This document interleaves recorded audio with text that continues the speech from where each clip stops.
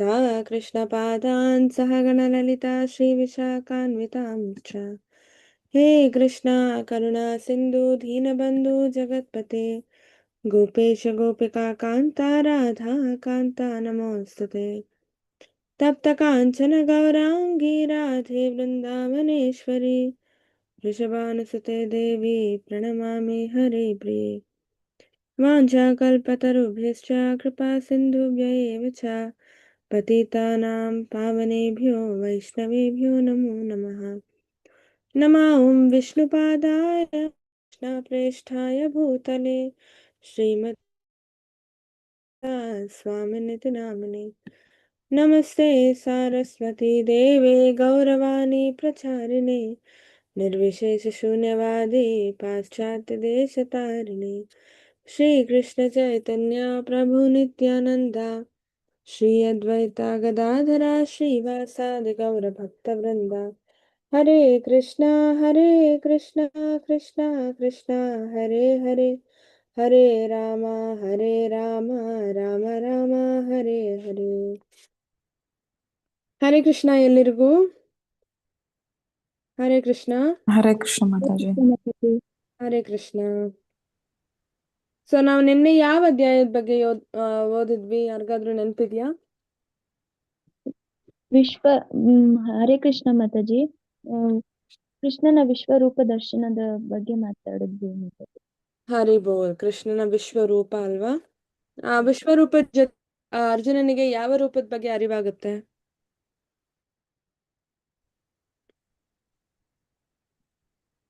ಅರ್ಜುನನ ಕೃಷ್ಣನ ಕಾಲರೂಪದ ಬಗ್ಗೆ ಕೂಡ ಕೃಷ್ಣ ಮಾತಾಡ್ತಾನೆ ನೆನ್ನೆ. ಅದಾದ್ಮೇಲೆ ಅರ್ಜುನನ್ಗೆ ಅತಿ ಶ್ರೇಷ್ಠ ರೂಪ ಯಾವುದು ಅಂತ ಗೊತ್ತಾಗತ್ತೆ. ವಿಶ್ವರೂಪನೂ ಶ್ರೇಷ್ಠ ಅಲ್ಲ, ನಾರಾಯಣ ರೂಪನೂ ಶ್ರೇಷ್ಠ ಅಲ್ಲ, ಅತ್ಯಂತ ಶ್ರೇಷ್ಠ ರೂಪ ಯಾವುದು? ಕೃಷ್ಣನ ರೂಪ. ಕೃಷ್ಣನ ರೂಪ. ಹರಿಬೋಲ್ ಅಲ್ವಾ? ಕೃಷ್ಣನ 2 ಭುಜದ ರೂಪ, ಕೊಳಲು, ನವಿಲ್ಗರಿ, ಶ್ಯಾಮಸುಂದರ ರೂಪ ಅತ್ಯಂತ ಶ್ರೇಷ್ಠವಾದ ರೂಪ. ಇವತ್ತು ನಾವು 12ನೇ ಅಧ್ಯಾಯದಲ್ಲಿ ಭಕ್ತಿ ಯೋಗದ ಬಗ್ಗೆ ನೋಡ್ತೀವಿ. ಅಂದ್ರೆ ಭಕ್ತಿ ಯೋಗಿಯ ಸಾರಾಂಶ ಕೃಷ್ಣ 12ನೇ ಅಧ್ಯಾಯದಲ್ಲಿ ಹೇಳ್ಕೊಡ್ತಾನೆ ನಮ್ಗೆ. ಭಕ್ತಿ ಯೋಗದ ಸಾರಾಂಶ ಅಂದ್ರೆ ಭಕ್ತಿ ಯೋಗದ ಸ್ಟೇಜಸ್ ಅಲ್ವಾ? ನಮಗೆ ಶುದ್ಧ ಭಕ್ತಿ ಮಾಡಕ್ಕೆ ಆಗಲ್ಲ, ನಾವಿನ್ನ ಬಿಗ್ನರ್ಸ್ ಅಲ್ವಾ? ಸೊ ನಾವು ಏನೇನ್ ಸ್ಟೇಜಸ್ ಅಲ್ಲಿ ಯಾವ್ಯಾವ ಸ್ಟೆಪ್ಸ್ ಅಲ್ಲಿ ಪ್ಯೂರ್ ಶುದ್ಧ ಭಕ್ತಿ ಮಾಡ್ಬೋದು, ಏಕಚಿತ್ತದ ದೃಢ ಶುದ್ಧ ಭಕ್ತಿ ಮಾಡಕ್ಕೆ ಸ್ಟೆಪ್ಸ್ನ ಇವತ್ತು ನಮ್ಗೆ ಕೃಷ್ಣ ಹೇಳ್ಕೊಡ್ತಾನೆ ಈ ಚಾಪ್ಟರ್ ಅಲ್ಲಿ. ಸೊ ಅದನ್ನ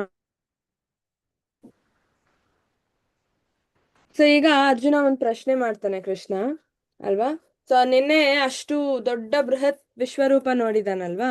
ಸೊ ಅದಕ್ಕೆ ಇವಾಗ ಅರ್ಜುನಂಗೆ ಕ್ವೆಶನ್ ಬರುತ್ತೆ, ವಿಶ್ವರೂಪ ಪೂಜೆ ಮಾಡ್ಬೇಕಾ ಅಥವಾ ಕೃಷ್ಣನ ಪರ್ಸನಲ್ ಫಾರ್ಮ್ ಹೇಗೆ ಪೂಜೆ ಮಾಡ್ಬೇಕು? ಯಾರು ಹೇಗೆ ಪೂಜೆ ಮಾಡಿದ್ರೆ ಅವರು ಹೇಗೆ ಏನೋ ಅವರ ಒಂದು ಡೆಸ್ಟಿನೇಷನ್ ಅಲ್ವಾ ಹೇಗಿರುತ್ತೆ, ಯಾವ್ದಿರುತ್ತೆ ಅಂತ ಕೇಳ್ತಿದ್ದಾನೆ ಅರ್ಜುನ ಉವಾಚ ಏವಂ ಸತತಯುಕ್ತಾಯೇ ಭಕ್ತಾಸ್ತ್ವಾಂ ಪರ್ಯುಪಾಸತೆ ಯೇ ಚಾಪ್ಯಕ್ಷರಂ ಅವ್ಯಕ್ತಂ ತೇಷಾಂ ಕೇ ಯೋಗವಿತ್ತಮಃ. ಅನುವಾದ ಓದಿ ಯಾರಾದ್ರೂ. ಹರೇ ಕೃಷ್ಣ ಮಾತಾಜಿ. ಅನುವಾದ. ಅರ್ಜುನನು ಪ್ರಶ್ನಿಸಿದನು, ಸದಾ ನಿನ್ನ ಭಕ್ತಿ ಸೇವೆಯಲ್ಲಿ ಉಚಿತವಾದ ರೀತಿಯಲ್ಲಿ ನಿರತರಾದವರು, ಅವ್ಯಕ್ತವಾದ ನಿರಾಕಾರ ಬ್ರಹ್ಮನನ್ನು ಪೂಜಿಸುವವರು, ಇವರೊಬ್ಬರಲ್ಲಿ ಯಾರೇ ಹೆಚ್ಚು ಪರಿಪೂರ್ಣರೆಂದು ಭಾವಿಸಬೇಕು? ಧನ್ಯವಾದ.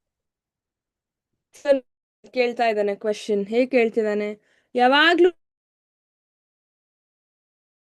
ಭಕ್ತಿ ಸೇವೆಯಲ್ಲಿ ನಿರತರಾದವರು ಮತ್ತು ಇವಾಗ ನಾವು ಕೃಷ್ಣ ತೋರಿಸಿದ್ನಲ್ಲ ವಿಶ್ವರೂಪ ಅಂದ್ರೆ ಯೂನಿವರ್ಸಲ್ ಫಾರ್ಮ್, ಜಗತ್ನ ಪೂಜೆ ಮಾಡೋರು. ಜಗತ್ತಲ್ಲಿ ಕೆಲವರು ನೀರ್ನ ದೇವ್ರು ಅಂತ ಪೂಜೆ ಮಾಡ್ತಾರೆ, ಮಣ್ಣನ ದೇವ್ರು ಅಂತ ಪೂಜೆ ಮಾಡ್ತಾರೆ ಅಲ್ವಾ, ಬೆಂಕಿನ ದೇವ್ರು ಅಂತ ಪೂಜೆ ಮಾಡ್ತಾರೆ.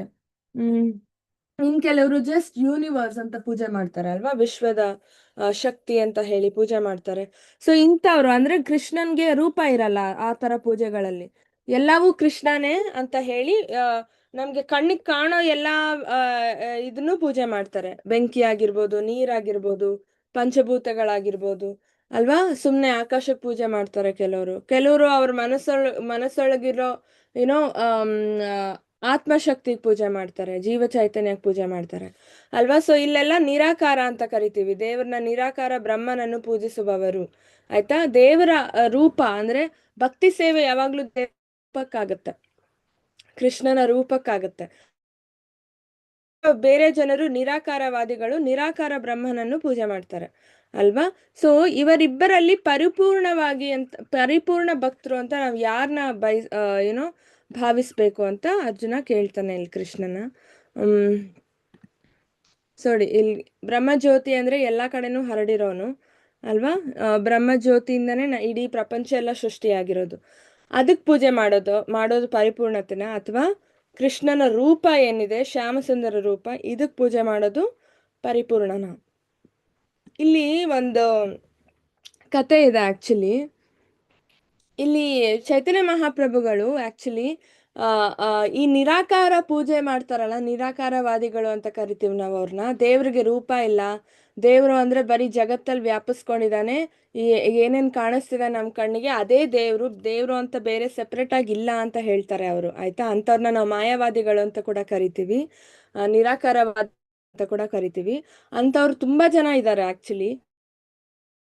ಪ್ರಭುಗಳು ಕೃಷ್ಣ ಯಾವಾಗ ಚೈತನ್ಯ ಮಹಾಪ್ರಭುಗಳಾಗಿ ಬಂದ್ರು, ಇಂಥವ್ರನ್ನ ನಿರ್ಮೂಲ ಮಾಡ್ಬೇಕು ಅಂತ ಹೇಳಿ ಅವನು ಒಂದ್ ಸರ್ತಿ ಏನಾಗತ್ತೆ, ಮಾಯಾವಾದಿಗಳೇ ಸೇರ್ಕೊಂಡಿರ್ತಾರೆ, ಒಂದ್ ಬ್ರಾಹ್ಮಣ ಊಟಕ್ಕೆ ಕರೆದಿರ್ತಾನೆ. ಸೊ ಅಲ್ಲಿ ಬರೀ ಈ ತರ ನಿರಾಕಾರವಾದಿಗಳಾಗಿರೋ ಸನ್ಯಾಸಿಗಳು, ಅಂದ್ರೆ ಮಾಯಾವಾದಿ ಸನ್ಯಾಸಿ ಅಂತ ಕರಿತೀವಿ, ಅವರೇ ಸೇರಿರ್ತಾರೆ ಆಯ್ತಾ. ಸೊ ಇವ್ರನ್ನೆಲ್ಲ ಭಕ್ತರನ್ನಾಗಿ ಹೆಂಗ್ ಮಾಡ್ಬೇಕು ಅಂತ ಹೇಳಿ ಚೈತನ್ಯ ಮಹಾಪ್ರಭುನು ಹೋಗ್ತಾನೆ ಆ ಊಟದ ಕಾರ್ಯಕ್ರಮಕ್ಕೆ.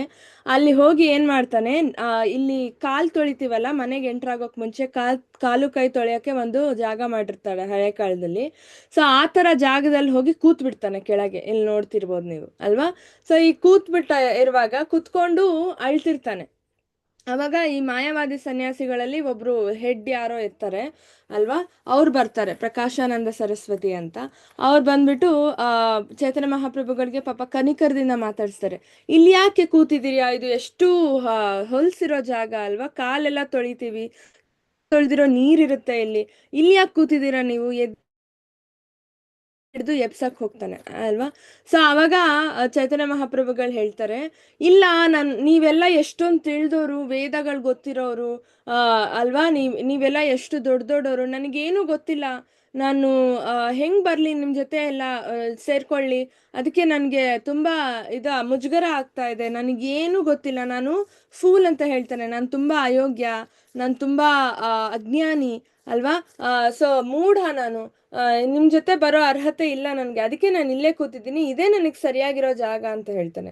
ಯಾರು ಹಿಂಗ್ ಹೇಳ್ತಿರೋದು, ಸಾಕ್ಷಾತ್ ಕೃಷ್ಣ ಚೈತನ್ಯ ಮಹಾಪ್ರಭುಗಳೇ ಹೇಳ್ತಿದ್ದಾರೆ ಈ ತರ ಅಲ್ವಾ. ಸೊ ಅವಾಗ ಇವ್ರಿಗೆಲ್ಲ ಮನಸ್ಸು ಏನೋ ಅವ್ರ ಮನ್ಸಲ್ಲಿರೋ ಗರ್ವ ಅಹಂಕಾರ ಎಲ್ಲ ಕೆಳಗಿಳಿತಾ ಹೋಗುತ್ತೆ. ಈ ಮಾಯಾವಾದಿ ಸನ್ಯಾಸಿಗಳ ಮನ್ಸಲ್ಲಿರೋರು ಗರ್ವ ಅಹಂಕಾರ ಎಲ್ಲ ಕೆಳಗಿಳಿತಾ ಹೋಗುತ್ತೆ.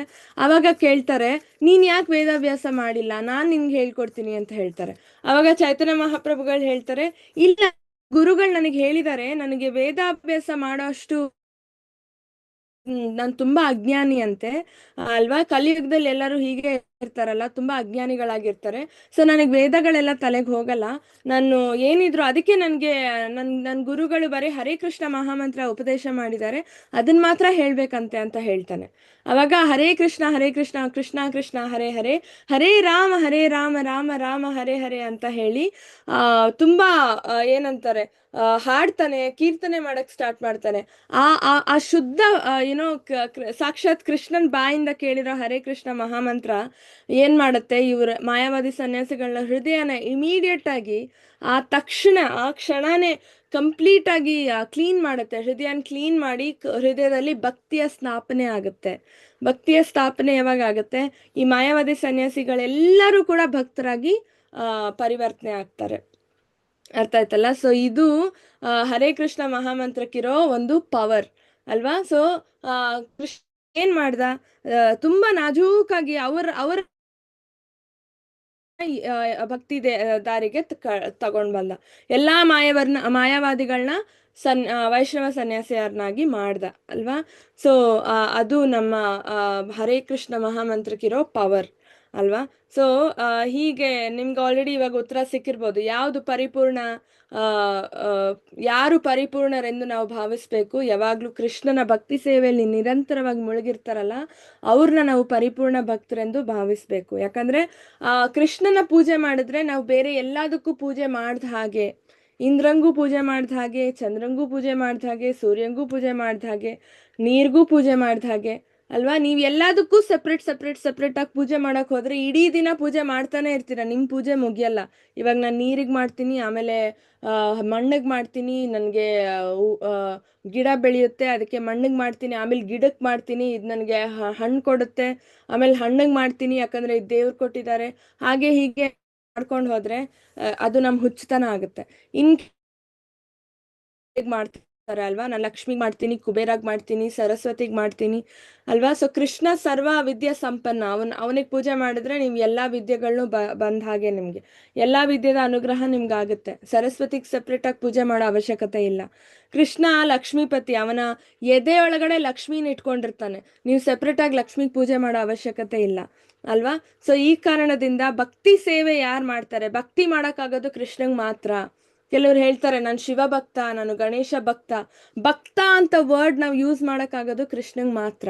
ಯಾಕಂದ್ರೆ ಬೇರೆ ದೇವತೆಗಳು ಸಾಕ್ಷಾತ್ ಕೃಷ್ಣನ ಭಕ್ತರು, ಶುದ್ಧ ಭಕ್ತರಾಗಿರ್ತಾರೆ.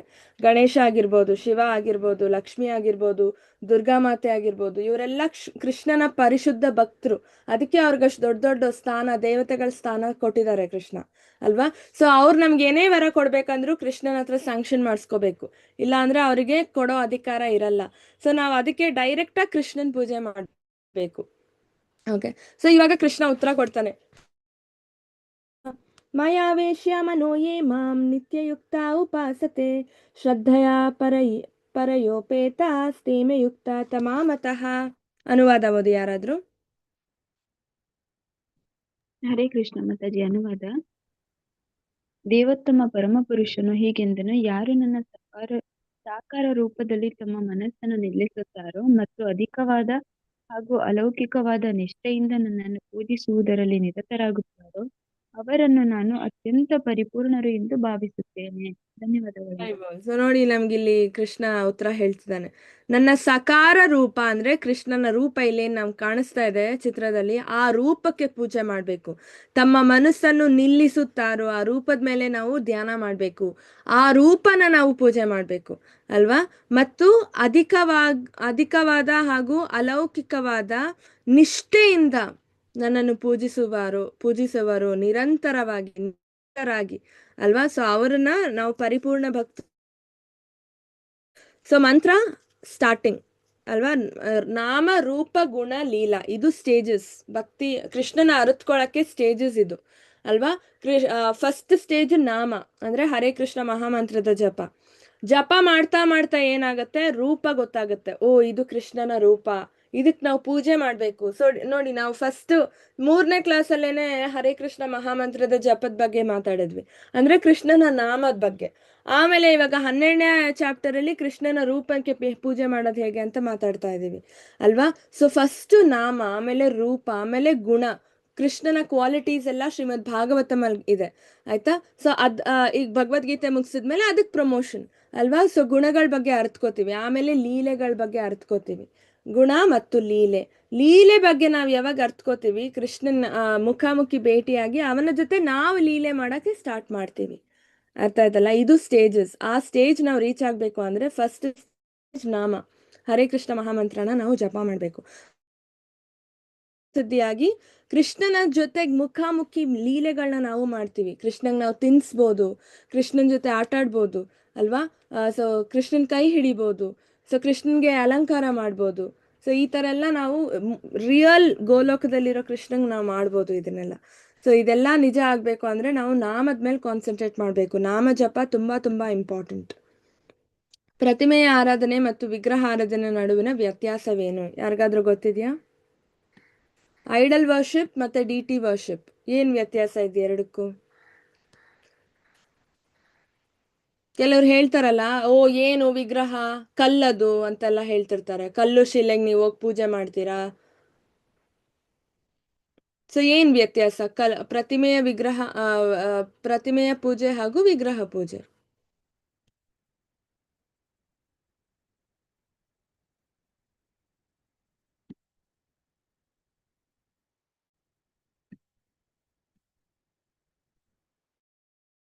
ನೀವು ಉತ್ತರನ ಚಾಟಲ್ ಕೂಡ ಹಾಕ್ಬೋದು.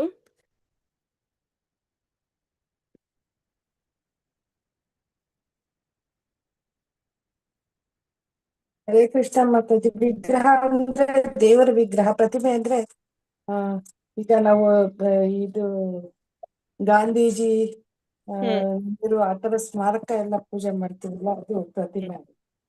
ಹೌದು ಮಾತಾಜಿ, ಹೈ ಬೋಲ್. ಸೊ ನೋಡಿ, ವಿಗ್ರಹ ಅಂದ್ರೆ ಪ್ರಾಣ ಪ್ರತಿಷ್ಠೆ ಆಗಿರುತ್ತೆ. ಪ್ರಾಣ ಪ್ರತಿಷ್ಠೆ ಅಂದ್ರೆ ದೇವ್ರನ್ನ ಸಾಕ್ಷಾತ್ ನೆಲ್ದಿರ್ತಾನೆ, ಆ ವಿಗ್ರಹದಲ್ಲಿ ದೇವ್ರು ನೆಲ್ಸಿರ್ತಾನೆ ಅಲ್ವಾ. ಐಡಲ್ ವರ್ಷಿಪ್ ಅಂದ್ರೆ, ಪ್ರತಿಮೆ ವರ್ಷಿಪ್ ಅಂದ್ರೆ ಇವಾಗ ವರ್ಷಕ್ಕೊಂದ್ಸರಿ ನಾವು ಹೋಗಿ ಇವಾಗ ಮಾತಾಜಿ ಹೇಳ್ದಾಗೆ ಗಾಂಧಿ ಜಯಂತಿ ಬಂತು ಅಂದ್ರೆ ವರ್ಷಕ್ಕೊಂದ್ಸರಿ ಹೋಗಿ ಆ ಗಾಂಧಿ ವಿಗ್ರಹಕ್ಕೆ ನೀರ್ ಹಾಕಿ ತೊಳೆದ್ಬಿಟ್ಟು ಹೂನಾರ ಹಾಕ್ಬಿಟ್ಟು ಬರೋದು, ಅದು ಪ್ರತಿಮೆ ಪೂಜೆ ಆಗುತ್ತೆ ಅಲ್ವಾ. ಇಲ್ಲಿ ವಿಗ್ರಹ ಪೂಜೆಯಲ್ಲಿ ನಾವ್ ಆತರ ಮಾಡಲ್ಲ. ನಾವ್ ಅದ್ರಲ್ಲಿ ಸಾಕ್ಷಾತ್ ದೇವ್ರನ್ನ ಕಾಣ್ತೀವಿ, ಅದ್ರ ಜೊತೆ ದೇವ್ರನ್ನ ಅಲ್ಲಿ ದೇವ್ರು ನೆಲ್ಸಿರ್ತಾರೆ ಅಂತ ಅದಕ್ಕೆ ಅಭಿಷೇಕ ಆಗಿರ್ಬೋದು, ನೈವೇದ್ಯ ಆಗಿರ್ಬೋದು ಅಲ್ವಾ, ಈ ತರ ಎಲ್ಲ ಮಾಡ್ತೀವಿ. ದೇವರೇ ಅದು ಸಾಕ್ಷಾತ್ ವ್ರಜೇಂದ್ರ ನಂದನ್ ನೆಲ್ಸಿದಾನೆ ನನ್ ಮುಂದೆ ವಿಗ್ರಹದ ರೂಪದಲ್ಲಿ ಅಂತ ಹೇಳಿ ನಾವು ಅದಕ್ಕೆ ಪೂಜೆ ಮಾಡ್ತೀವಲ್ಲ. ಕೃಷ್ಣ ಹೇಳಿದಾನೆ ಭಗವದ್ಗೀತೆಯಲ್ಲಿ, ಏನ್ ಹೇಳಿದಾನೆ? ಯೇ ಯಥಾ ಮಾಂ ಪ್ರಪದ್ಯಂತೆ ತಾಂ ತಥೈವ ಭಜಾಮ್ಯಹಂ ಮಮುವಾತ್ಮಾನು ವರ್ತಂತೆ ಮಾನುಷಂ ಪಾತ ಸರ್ವಶಃ ಯೇ ಯಥಾ ಮಾಂ ಪ್ರಪದ್ಯಂತೆ ತಾಂ ತಥೈವ ಭಜಾಮ್ಯಹಂ. ನನ್ನನ್ನ ಏನು ಅಂತ ಅನ್ಕೋತಾರೋ ನಾನು ಅವ್ರಿಗೆ ಅದೇ ರೂಪದಲ್ಲಿ ಅನುಗ್ರಹ ಮಾಡ್ತೀನಿ ಅಂತ ಕೃಷ್ಣ ಹೇಳಿದಾನೆ. ನನ್ಗೆ ನೀವು ಯಾವ ಹಂತದಲ್ಲಿ ನೀವು ನನಗೆ ಶರಣಾಗ್ತಿರೋ ನಾನ್ ನಿಮ್ಗೆ ಅಷ್ಟೇ ಅನುಗ್ರಹ ಮಾಡ್ತೀನಿ ಅಂತ ಕೃಷ್ಣ ಹೇಳಿದಾನೆ ಅಲ್ವಾ. ಸೊ ದೇವ್ರು ನಾವು ಬರೀ ಕಲ್ಲು ಶಿಲೆ ಅಂತ ಅನ್ಕೊಂಡ್ರೆ ಅವ್ನ್ ಕಲ್ಲು ಶಿಲೆ ಆಗೇ ಇರ್ತಾನೆ, ಅವನೇನು ಜಾಸ್ತಿ ಆಗಲ್ಲ ನಮ್ಗೆ ಅಲ್ವಾ. ಸೊ ಇಲ್ಲ, ಅವನು ಸಾಕ್ಷಾತ್ ದೇವ್ರು ನಮ್ಮ ಮನೇಲಿ ಇದ್ದಾನೆ, ದೇವಸ್ಥಾನದಲ್ಲಿ ಇದ್ದಾನೆ ಅಂತ ಅನ್ಕೊಂಡ್ರೆ ಅವನು ದೇವ್ರೇ ಆಗಿರ್ತಾನೆ.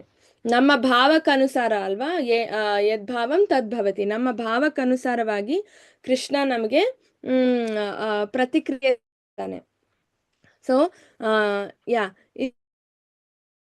ಯಾರಾದ್ರೂ ಅನುವಾದ ಓದಿ. ಹರೇ ಕೃಷ್ಣ ಮಾತಾಜಿ. ಅನುವಾದ. ಅವ್ಯಕ್ತವಾದದ್ದು, ಇಂದ್ರಿಯಗಳ ಗ್ರಹಿಕೆಯನ್ನು ಮೀರಿದ್ದು, ಸರ್ವವ್ಯಾಪ್ತಿಯು, ಬದಲಾವಣೆ ಇಲ್ಲದ್ದು, ಧ್ರುವವಾದದ್ದು ಮತ್ತು ನಿಷ್ಕಲವಾದದ್ದು. ಇದು ಪರಮಸತ್ಯದ ನಿರಾಕಾರ ಪರಿಕಲ್ಪನೆ. ಇದನ್ನು ಎಲ್ಲಾ ಇಂದ್ರಿಯಗಳನ್ನು ನಿಯಂತ್ರಿಸಿ ಎಲ್ಲಾ ಜೀವಿಗಳ ಹಿತವನ್ನು ಬಯಸುತ್ತಾ ಸಂಪೂರ್ಣವಾಗಿ ಪೂಜಿಸುವವರು ಕಡೆಗೆ ನನ್ನನ್ನು ಸೇರುತ್ತಾರೆ. ಧನ್ಯವಾದಗಳು ಮಾತಾಜಿ.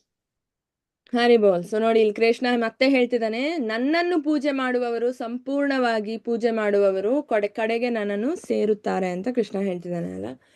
ಸೊ ನಾವು ಎಲ್ಲಾ ಬಿಟ್ಟು ಕೃಷ್ಣನ ಕೃಷ್ಣನ ಭಕ್ತಿ ಸೇವೆಯಲ್ಲಿ ಇನ್ವಾಲ್ವ್ ಆಗ್ಬೇಕು. ಅದು ವೆರಿ ವೆರಿ ಇಂಪಾರ್ಟೆಂಟ್. ಕ್ಲೇಶೋಧಿಕತರಸ್ತೇಷಾಂ ಅವ್ಯಕ್ತಾಸಕ್ತ ಚೇತಸಾಂ ಅವ್ಯಕ್ತಾ ಹಿ ಗತಿರ್ದುಃಖಂ ಅವಾಪ್ಯತೆ. ಅನುವಾದ. ಹರೇ ಕೃಷ್ಣ ಮಾತಾಜಿ.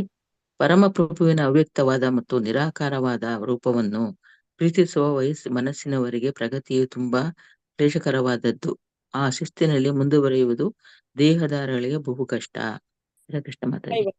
ಸೊ ನೋಡಿ, ಇಲ್ಲಿ ಕೃಷ್ಣ ಹೇಳ್ತಿದ್ದಾನೆ, ನೀವು ಈ ತರ ಪೂಜೆ ಮಾಡಿದ್ರು ರಿಸಲ್ಟ್ ಸಿಗ್ಬೋದು, ಆದ್ರೆ ತುಂಬಾ ಕ್ಲೇಶಕರವಾಗಿರುತ್ತೆ, ತುಂಬಾ ಕಷ್ಟಕರವಾಗಿರುತ್ತೆ ರಿಸಲ್ಟ್ ಸಿಗಕ್ಕೆ.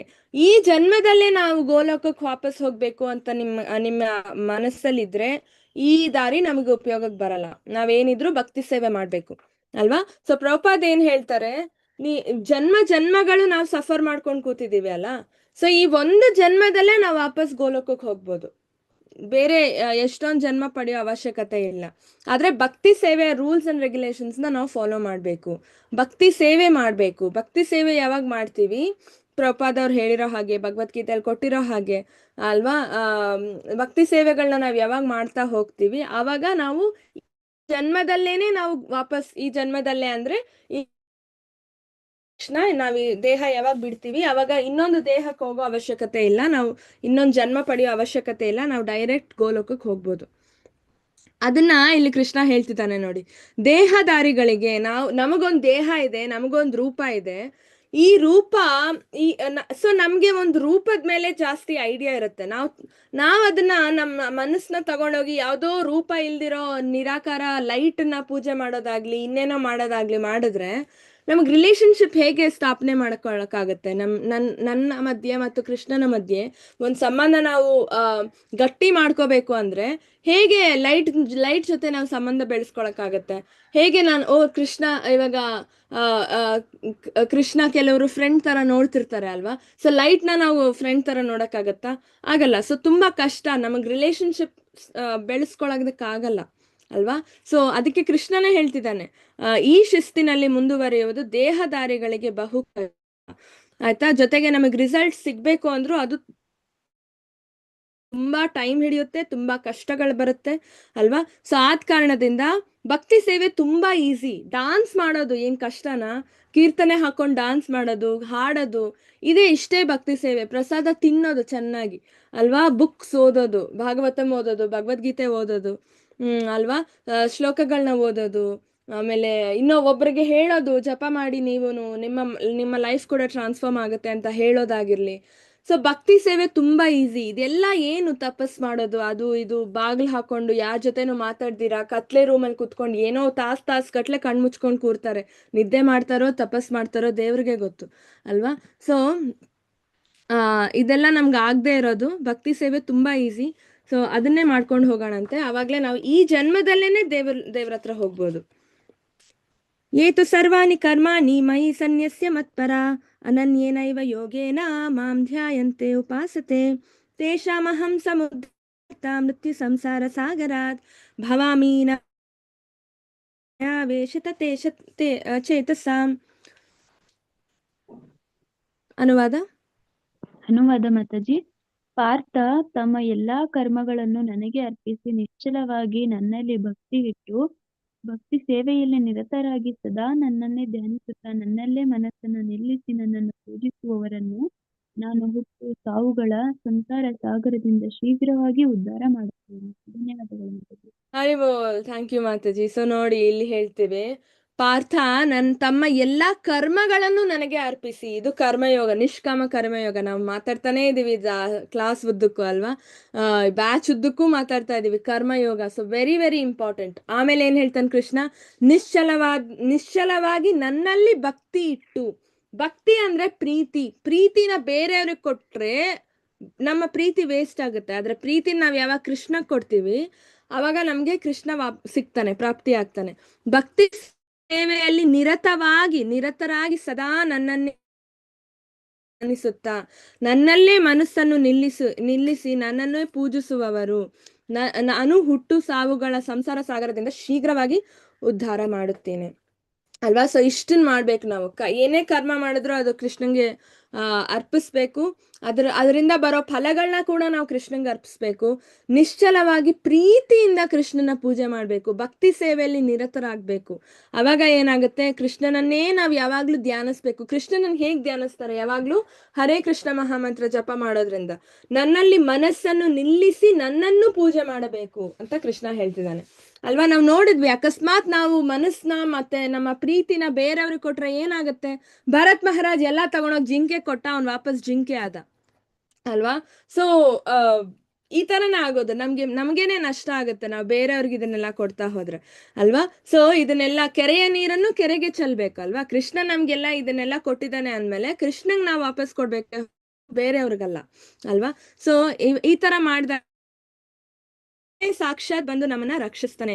ಇಲ್ಲಿ ನೋಡಿ, ನಾವೆಲ್ಲಾ ಕಥೆಗಳಲ್ಲಿ ಭಾಗವತ ಮೇಲೆ ಏನ್ ಕೊಟ್ಟಿದ್ದಾರೆ? ನಾವು ವಿಷ್ಣು ಪೂಜೆ ಮಾಡಿದಾಗ ಏನಾಗುತ್ತೆ? ವಿಷ್ಣು ನಮ್ಗೆ ವೈಕುಂಠ ವಿಮಾನ ಕಳಿಸ್ತಾನೆ ಅಲ್ವಾ? ವಿಷ್ಣು ದೂತರು ಬರ್ತಾರೆ. ಅಜಾಮಿಳ ಕಥೆಯಲ್ಲಿ ನೋಡಿದ್ವಿ, ವಿಷ್ಣು ದೂತರು ಬಂದು ವೈಕುಂಠ ವಿಮಾನ ಕಳಿಸ್ತಾರೆ, ತಗೊಂಡ್ ಬರ್ತಾರೆ. ನಾವ್ ಅದ್ರಲ್ಲಿ ಕೂತ್ಕೊಂಡು ವೈಕುಂಠಕ್ಕೆ ಹೋಗ್ಬೋದು. ಆದ್ರೆ ನಾವು ಡೈರೆಕ್ಟ್ ಭಕ್ತಿ ಸೇವೆ ಮಾಡಿದಾಗ, ಕೃಷ್ಣನ ಭಕ್ತಿ ಸೇವೆ ಮಾಡಿದಾಗ ಕೃಷ್ಣ ಯಾರನ್ನು ಕಳ್ಸಲ್ಲ, ಸ್ವಯಂ ಅವನೇ ಬರ್ತಾನೆ.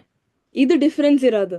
ಗೋಲೋಕಕ್ಕೆ ಕರ್ಕೊಂಡು ಹೋಗ್ಬೇಕು ನಮ್ಮನ್ನ ಅಂದ್ರೆ ಕೃಷ್ಣ ಸ್ವಯಂ ಬರ್ತಾನೆ. ವೈಕುಂಠಕ್ಕೆ ಹೋಗ್ಬೇಕು ಅಂದ್ರೆ ಕೃಷ್ಣ ಯಮದೂತರನ್ನ ಕಳಿಸ್ತಾನೆ. ವಿಷ್ಣು ದೂತರನ್ನ ವಿಷ್ಣು ಕಳಿಸ್ತಾನೆ ಅಲ್ವಾ? ಸೊ ಡೈರೆಕ್ಟ್ ಸಾಕ್ಷಾತ್ ಕೃಷ್ಣ ಬಂದು ನಮ್ಮನ್ನ ಮೃತ್ಯು ಸಂಸಾರ ಸಾಗರಾತ್ ಅಲ್ವಾ? ಸೊ ಈ ಸಂಸಾರ, ಜನನ ಮರಣ ಏನಿದೆ ಈ ಸೈಕಲ್ ನಿಂದ ನಮ್ಗೆ ಆಚೆ ತಗೊಂಡು ಹೋಗ್ತಾನೆ.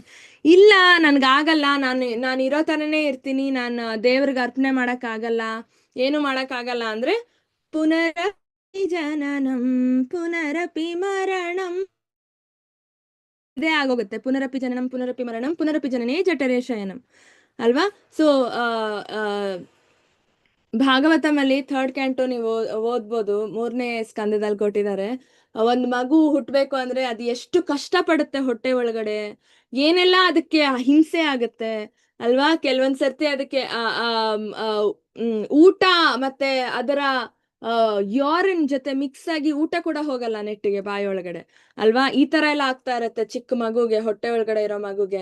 ಆಮೇಲೆ ಹೊಟ್ಟೆ ಒಳಗಡೆ ಇರೋ ಮಗುಗೆ ತಾನ್ ಮಾಡಿರೋ ಎಲ್ಲಾ ಪೂರ್ವ ಜನ್ಮದ ಕರ್ಮಗಳು ಅಟ್ ಒನ್ಸ್ ಒಳ್ಳೆ ಸಿನಿಮಾ ತರ ಫ್ಲಾಶ್ ಆಗುತ್ತಂತೆ ಅಲ್ವಾ? ಆಮೇಲೆ ಆ ಮಗು ಅಳುತ್ತಂತೆ, ಅಯ್ಯೋ ಒಂದು ಒಳ್ಳೆ ಕೆಲಸ ಮಾಡಿದಿದ್ರೆ ನನಗೆ ಇವತ್ತು ಈ ಕಷ್ಟ ಬರ್ತಿರ್ಲಿಲ್ಲ, ಮತ್ತೆ ನನಗೆ ಜನನ ಆಗ್ತಿರ್ಲಿಲ್ಲ, ನಾನು ಕೃಷ್ಣಂಗ್ ಶರಣಾಗ್ಬೇಕಿತ್ತು, ಇದು ಭಕ್ತಿ ಸೇವೆ ಮಾಡ್ಬೇಕಿತ್ತು ಅಂತ ಕುತ್ಕೊಂಡು ಅಳುತ್ತಂತೆ ಅಲ್ವಾ?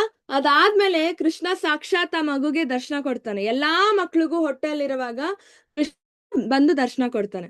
ದರ್ಶನ ಕೊಟ್ಬಿಟ್ಟು ಕೃಷ್ಣ ಹೇಳ್ತಾನೆ, ನನ್ಗೆ ತುಂಬಾ ಬೇಜಾರಾಗ್ತಾ ಇದೆ, ನಿನ್ಗೆ ಇಷ್ಟೊಂದ್ ಕಷ್ಟ ಆಗ್ತಿದೆ. ಯಾಕಂದ್ರೆ ಕೃಷ್ಣಂಗ್ ನಾವೆಲ್ಲ ಮಕ್ಳಲ್ವಾ, ಸೊ ಅವನು ಅನುಕಂಪ ತೋರಿಸ್ತಾನೆ ನಮ್ಗೆ. ಅವಾಗ ಆ ಮಗು ಪ್ರಾಮಿಸ್ ಮಾಡುತ್ತಂತೆ, ಯಾಕಂದ್ರೆ ಅದು ಆತ್ಮರೂಪಿಯಾಗಿ ಮಾತಾಡ್ತಾ ಇರತ್ತೆ, ಇನ್ನ ದೇಹ ರೂಪಿಯಾಗಿ ಮಾತಾಡ್ತಿರಲ್ಲ ಆ ಮಗು. ಸೊ ಮಾತುಗಳೆಲ್ಲ ಸ್ಪಷ್ಟವಾಗಿ ಬರ್ತಾ ಇರತ್ತೆ.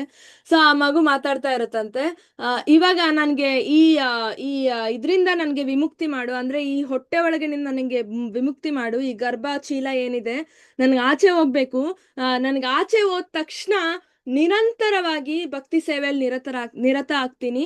ಈ ಜನ್ಮನೇ ನನ್ಗೆ ಲಾಸ್ಟ್ ಜನ್ಮ ಆಗ್ಲಿ ಕೃಷ್ಣ, ನನಗ್ ಮೋಕ್ಷ ಸಿಗೋ ಹಾಗೆ ನಾನ್ ನಡ್ಕೋತೀನಿ ಅಂತ ಕೃಷ್ಣಂಗೆ ನೇರ ಪ್ರಾಮಿಸ್ ಮಾಡುತ್ತಂತೆ ಮಗು ಹೊಟ್ಟೆಯಲ್ಲಿರುವಾಗ. ಆಮೇಲೆ ಮಗು ಆಚೆ ಜನ್ಮ ಆದ್ಮೇಲೆ ಅಂದ್ರೆ ಜನನ ಆದ್ಮೇಲೆ ಆಚೆ ಬಂದ್ಮೇಲೆ ಎಲ್ಲಾನು ಮರ್ತು ಮಾಯೆ ಒಳಗೆ ಸಿಲುಕಿ ನಂದೇ ಆದ ನನಗೇನ್ ಬೇಕು ನಾನು ಅದನ್ನೇ ಮಾಡಕ್ ಸ್ಟಾರ್ಟ್ ಮಾಡ್ತೀನಿ, ಹಿಂಗಾಗತ್ತೆ ಮಾಯೆ ಒಳಗ್ ಸಿಲುಕಿ. ಅವಾಗ ಏನ್ ಮಾಡ್ತಾರೆ ಕೃಷ್ಣ, ಇಲ್ಲ ಈ ಮಗು ಪ್ರಾಮಿಸ್ ಮಾಡಿತ್ತು ನನ್ಗೆ ಅಲ್ವಾ, ಇವನಿಗೆ ವಾಪಸ್ ನೆನಪು ಮಾಡ್ಬೇಕು ಅಂತ ಕೃಷ್ಣ ನಮ್ಗೆ ಭಗವದ್ಗೀತೆ ರೀತಿಯಲ್ಲಿ ಉಪದೇಶ ಮಾಡಕ್ ಬರ್ತಾನೆ. ಪ್ರಭುಪಾದನ್ನ ಕಳಿಸ್ತಾನೆ ಅಲ್ವಾ, ಅವನ ಪ್ರಿಯ ಭಕ್ತರನ್ನ ಕಳಿಸ್ತಾನೆ ಉಪದೇಶ ಮಾಡಕ್ಕೆ. ಕಷ್ಟಗಳನ್ನ ಕೊಟ್ಟು ನೆನಪು ಮಾಡಿಸ್ತಾನೆ. ಕಷ್ಟ ಬೇಕಾ ನಿನ್ಗೆ, ನನ್ನ ಹತ್ರ ಬಾ, ನಿನಗೆ ಕಷ್ಟನೇ ಇರಲ್ಲ ಅಂತ ಎಷ್ಟೊಂದ್ ರೀತಿಯಲ್ಲಿ. ಕೃಷ್ಣನ ಆಂಬಿಷನ್ ಏನು, ನಮ್ಮನ್ನ ವಾಪಸ್ ಗೋಲೋಕಕ್ಕೆ ಕರ್ಕೊಂಡು ಹೋಗೋದಷ್ಟೇ. ಅವನು ನೋಡಲ್ಲ ಇದು ಕಷ್ಟ ಬರ್ತಿದ್ಯಾ, ಪುಣ್ಯ ಬರ್ತಿದ್ಯಾ, ಪಾಪ ಮಾಡ್ತಾ ಇದ್ದಾನ, ಪುಣ್ಯ ಮಾಡ್ತಾ ಇದ್ದಾನ, ಕಷ್ಟ ಬರ್ತಿದ್ಯಾ, ಸುಖ ಬರ್ತಿದ್ಯಾ, ಅವನದೆಲ್ಲ ನೋಡಲ್ಲ. ನನಗ್ ನನ್ ಮಗು ಬೇಕು ವಾಪಸ್ ಅಷ್ಟೇ, ಗೋಲೋಕದಲ್ಲಿ ಬೇಕು ನನ್ಗೆ, ನಾನ್ ಮಿಸ್ ಮಾಡ್ಕೋತಾ ಇದ್ದೀನಿ, ಅವನ ಕಡೆಯಿಂದನೂ ನಾವು ಯೋಚನೆ ಮಾಡ್ಬೇಕು ಅಲ್ವಾ? ಸೊ ಇದು ಕೃಷ್ಣನ ಆಂಬಿಷನ್, ಇದೇ ಕೃಷ್ಣನ ಗುರಿ. ನನಗ್ ವಾಪಸ್ ಈ ಮಗು ಗೋಲೋಕಕ್ಕೆ ಬೇಕು, ನಾನು ಏನ್ ಮಾಡ್ಬೇಕು ಅದೆಲ್ಲ ಮಾಡ್ತೀನಿ ವಾಪಸ್ ಈ ಮಗುನ ಗೋಲೋಕಕ್ಕೆ ಕರ್ಕೊಂಡು ಹೋಗಕ್ಕೆ ಅಲ್ವಾ? ಸೊ ಅದಕ್ಕೆ ಅವ್ನು ನಮ್ಗೆ ಕಷ್ಟಗಳು ಕೊಡೋದು. ಈಶೋಪನಿಷದಲ್ಲಿ ಕೊಟ್ಟಿದ್ದಾರೆ ಅಲ್ಲ. ಸೊ ಕಷ್ಟಗಳು ಏನಕ್ಕೆ ಬರುತ್ತೆ ಒಂದ್ ಮನುಷ್ಯನ್ಗೆ, ಕಷ್ಟಗಳು ಬಂದು ಜ್ಞಾಪಿಸ್ತಾ ಹೋಗುತ್ತಂತೆ ನಮ್ಗೆ. ಸಾಗರ ಇದು ಭೂಲೋಕ ಅಂದ್ರೆ ಭೌತಿಕ ಲೋಕ, ಭೌತಿಕ ಪ್ರಪಂಚ ಅಂದ್ರೇನೆ ಕಷ್ಟಗಳು. ಬೇಕಾ ಇದೆಲ್ಲ, ದಯವಿಟ್ಟು ಇದೆಲ್ಲ ಬಿಟ್ಬಿಟ್ಟು ವಾಪಸ್ ಗೋಲೋಕಕ್ಕೆ ಹೋಗು, ಮೋಕ್ಷ ಸಿಗುತ್ತೆ, ಅವಾಗ ಏನು ಮಾಡೋದ್ ಬೇಕಾಗಿಲ್ಲ, ನಾವ್ ಆರಾಮಾಗಿ ಆಟ ಆಡ್ಕೊಂಡು ಕೃಷ್ಣನ್ ಜೊತೆ ನಕ್ಕೊಂಡಿರ್ಬೋದು ಅಲ್ಲಿ ಅಂತ ನೆನಪ್ಸಕ್ಕೆ ಕಷ್ಟಗಳು ಬರ್ತಾ ಹೋಗುತ್ತೆ. ಆದ್ರೆ ನಾವೇನ್ ಮಾಡ್ತೀವಿ, ಏನ್ ಮಾಡಿದ್ರು ಕೃಷ್ಣನ್ ನೆನ್ಪಿಸ್ಕೊಳಲ್ಲ. ನಮ್ಗೇನ್ ಬೇಕೋ ನಾವ್ ಅದನ್ನೇ ಮಾಡ್ಕೊಂಡು ಹೋಗ್ತೀವಿ, ಮತ್ತೆ ಸಾಯ್ತೀವಿ, ಮತ್ತೆ ಹುಡ್ತೀವಿ, ಮತ್ತೆ ಸಾಯ್ತೀವಿ, ಮತ್ತೆ ಹುಡ್ತೀವಿ, ಮತ್ತೆ ಕರ್ಮಗಳನ್ನ ಮಾಡ್ತೀವಿ, ಕರ್ಮನ ಅನುಭವಿಸ್ತೀವಿ. ಕೆಲವೊಮ್ಮೆ ಪಾಪ ಕರ್ಮ, ಕೆಲವೊಮ್ಮೆ ಪುಣ್ಯ ಕರ್ಮದ ಫಲನ ಅನುಭವಿಸ್ತೀವಿ. ಇಷ್ಟೇ ಆಗೋಯ್ತು ಜೀವನ. ಅಂದ್ರೆ ಇಲ್ಲಿ ನಮ್ಗೆ ಟಯರ್ಡ್ನೆಸ್ ಬರಲ್ವಾ? ಏನ್ ಬರೀ ಇಷ್ಟೇ ಮಾಡ್ತಾ ಹೋಗ್ತಿದೀವಿ. ಅಲ್ಲಿ ಒಂದ್ ಎಂಡ್ ಅಂತ ಬರ್ಬೇಕು, ನಮ್ಗೆ ಜಿಗುಪ್ಸೆ ಆಗ್ಬೇಕು ಅಲ್ವಾ? ಯಾಕೆ ಹಿಂಗಾಗ್ತಾ ಇದೆ ಅಂದ್ರೆ ನಾನು ಏನ್ ಮಾಡ್ತಿದ್ದೀನಿ ಜೀವನದಲ್ಲಿ, ಸುಖ ಇಲ್ಲ, ಶಾಂತಿ ಇಲ್ಲ, ನೆಮ್ಮದಿ ಇಲ್ಲ ಅಲ್ವಾ? ಭಗವದ್ಗೀತೆ ಓದೋದ್ರಿಂದ ಇದೆಲ್ಲ ನಮ್ಗೆ ಮನವರಿಕೆ ಆಗ್ಬೇಕು. ನಮ್ಮ ಹೃದಯಕ್ಕೆ ಯಾವಾಗ ಚುಚ್ಚುತ್ತೆ ಅಲ್ಲ, ಅವಾಗ ನಾವು ಹೋಗ್ತೀವಿ. ಅಲ್ಲಿವರೆಗೂ ಯಾರು ಹೇಳಿದ್ರು ನಾವು ಬದಲಾಗಲ್ಲ. ಸೊ ಇದೆಲ್ಲ ನಾವು ಸ್ವಯಂ ಅವಲೋಕನ ಮಾಡ್ಕೋಬೇಕು ಕಣ್ಮುಚ್ಕೊಂಡು ಮೌನವಾಗಿದ್ದು ನೀವೇ ಅವಲೋಕನ ಮಾಡ್ಕೊಳ್ಳಿ. ನಿಮಗೆ ಚೇಂಜ್ ಬೇಕಾ, ಲೈಫಲ್ಲಿ ಟ್ರಾನ್ಸ್ಫಾರ್ಮೇಶನ್ ಬೇಕಾ, ಅಥವಾ ಇಲ್ಲ ನನಗೆ ಎಷ್ಟೇ ಸಾಕು, ನನಗೆ ನನ್ನ ಮನೆಯಲ್ಲಿ ಸಾಕಿರೋ ನಾಯಿನೇ ಇಷ್ಟ, ನನಗೆ ನನ್ನ ಹೆಂಡತಿನೇ ಇಷ್ಟ, ನನಗೆ ನನ್ನ ಮಗುನೇ ಇಷ್ಟ ಅನ್ಕೊಂಡು ಕೂರ್ತಿರೋ, ಅಥವಾ ಕೃಷ್ಣನ ಹತ್ರ ಹೋಗ್ಬೇಕು ಅಂತ ನಮಗೆ ಮನ್ಸ್ ಮಾಡ್ಕೊಂತೀವೋ, ಅದು ನಮಗ್ ಬಿಟ್ಟಿದ್ದು.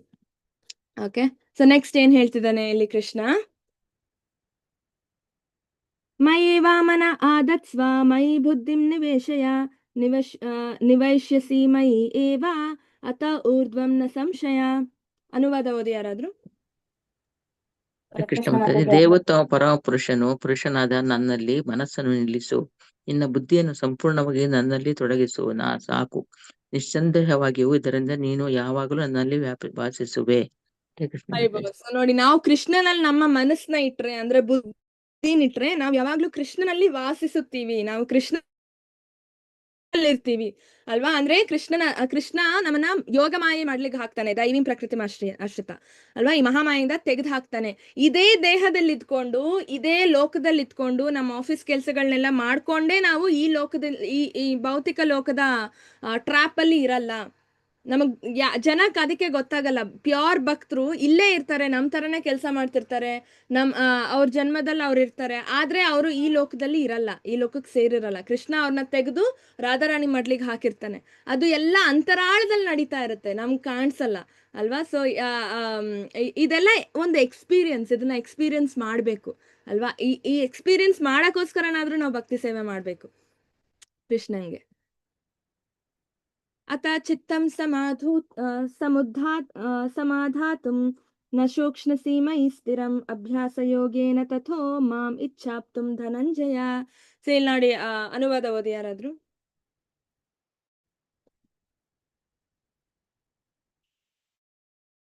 ಹರೇ ಕೃಷ್ಣ ಮಾತಾಜಿ. ಅನುವಾದ. ಅರ್ಜುನ, ಧನಂಜಯ, ನಿಶ್ಚಲವಾಗಿ ನನ್ನಲ್ಲಿ ನಿನ್ನ ಮನಸ್ಸನ್ನು ನಿಲ್ಲಿಸಲು ಸಾಧ್ಯವಾಗದಿದ್ದರೆ ಭಕ್ತಿಯೋಗದ ನಿಯಂತ್ರಕ ತತ್ವಗಳನ್ನು ಅನುಸರಿಸಲು ಪ್ರಯತ್ನಿಸು. ಹೀಗೆ ನನ್ನನ್ನು ಸೇರುವ ಬಯಕೆಯನ್ನು ಬೆಳೆಸಿಕೊ. ಧನ್ಯವಾದಗಳು ಮಾತಾಜಿ. ಹರಿಬೋಲ್. ಸೊ ನೋಡಿ, ಇಲ್ಲಿ ಸ್ಟೇಜಸ್ ಸ್ಟಾರ್ಟ್ ಆಯ್ತು ಇವಾಗ. ಕೃಷ್ಣ ಲಾಸ್ಟ್ ಶ್ಲೋಕದಲ್ಲಿ ಏನ್ ಹೇಳ್ದ? ಮನಸ್ಸನ್ನ ಕಂಪ್ಲೀಟ್ ಆಗಿ ಕೃಷ್ಣನಲ್ಲಿಟ್ಟು ಮದ್ಗತೇನಾಂತರಾತ್ಮನ ಅಂತ ಕೃಷ್ಣ ಹೇಳ್ತಾನೆ ಅಲ್ಲ. ಸೊ ಮನಸ್ಸನ್ನ ಕಂಪ್ಲೀಟ್ ಆಗಿ ಕೃಷ್ಣನಲ್ಲೇ ಇಟ್ಟು, ಕೃಷ್ಣನೇ ನನಗೆ ಸರ್ವಸ್ವ ಅಂತ ಹೇಳಿ, ಕೃಷ್ಣನ ಸಂಪೂರ್ಣವಾಗಿ ಕೃಷ್ಣನ ಪೂಜೆಯಲ್ಲಿ ಲೀನರಾಗಿದ್ರೆ, ಅಂದ್ರೆ ಧ್ಯಾನದ ಮೇಲೆ ಹರೇ ಕೃಷ್ಣ ಮಹಾಮಂತ್ರ ಧ್ಯಾನ ಮಾಡ್ಕೊಂಡು ಸಂಪೂರ್ಣವಾಗಿ ಕೃಷ್ಣನಲ್ಲಿ ನಾವು ಲೀನ ಆಗಿದ್ರೆ ನಾವು ಕೃಷ್ಣನಲ್ಲೇ ವಾಸಿಸ್ತೀವಿ. ಅದು ಹೈಯೆಸ್ಟ್ ಸ್ಟೇಜ್ ಆಫ್ ಶುದ್ಧ ಭಕ್ತಿ.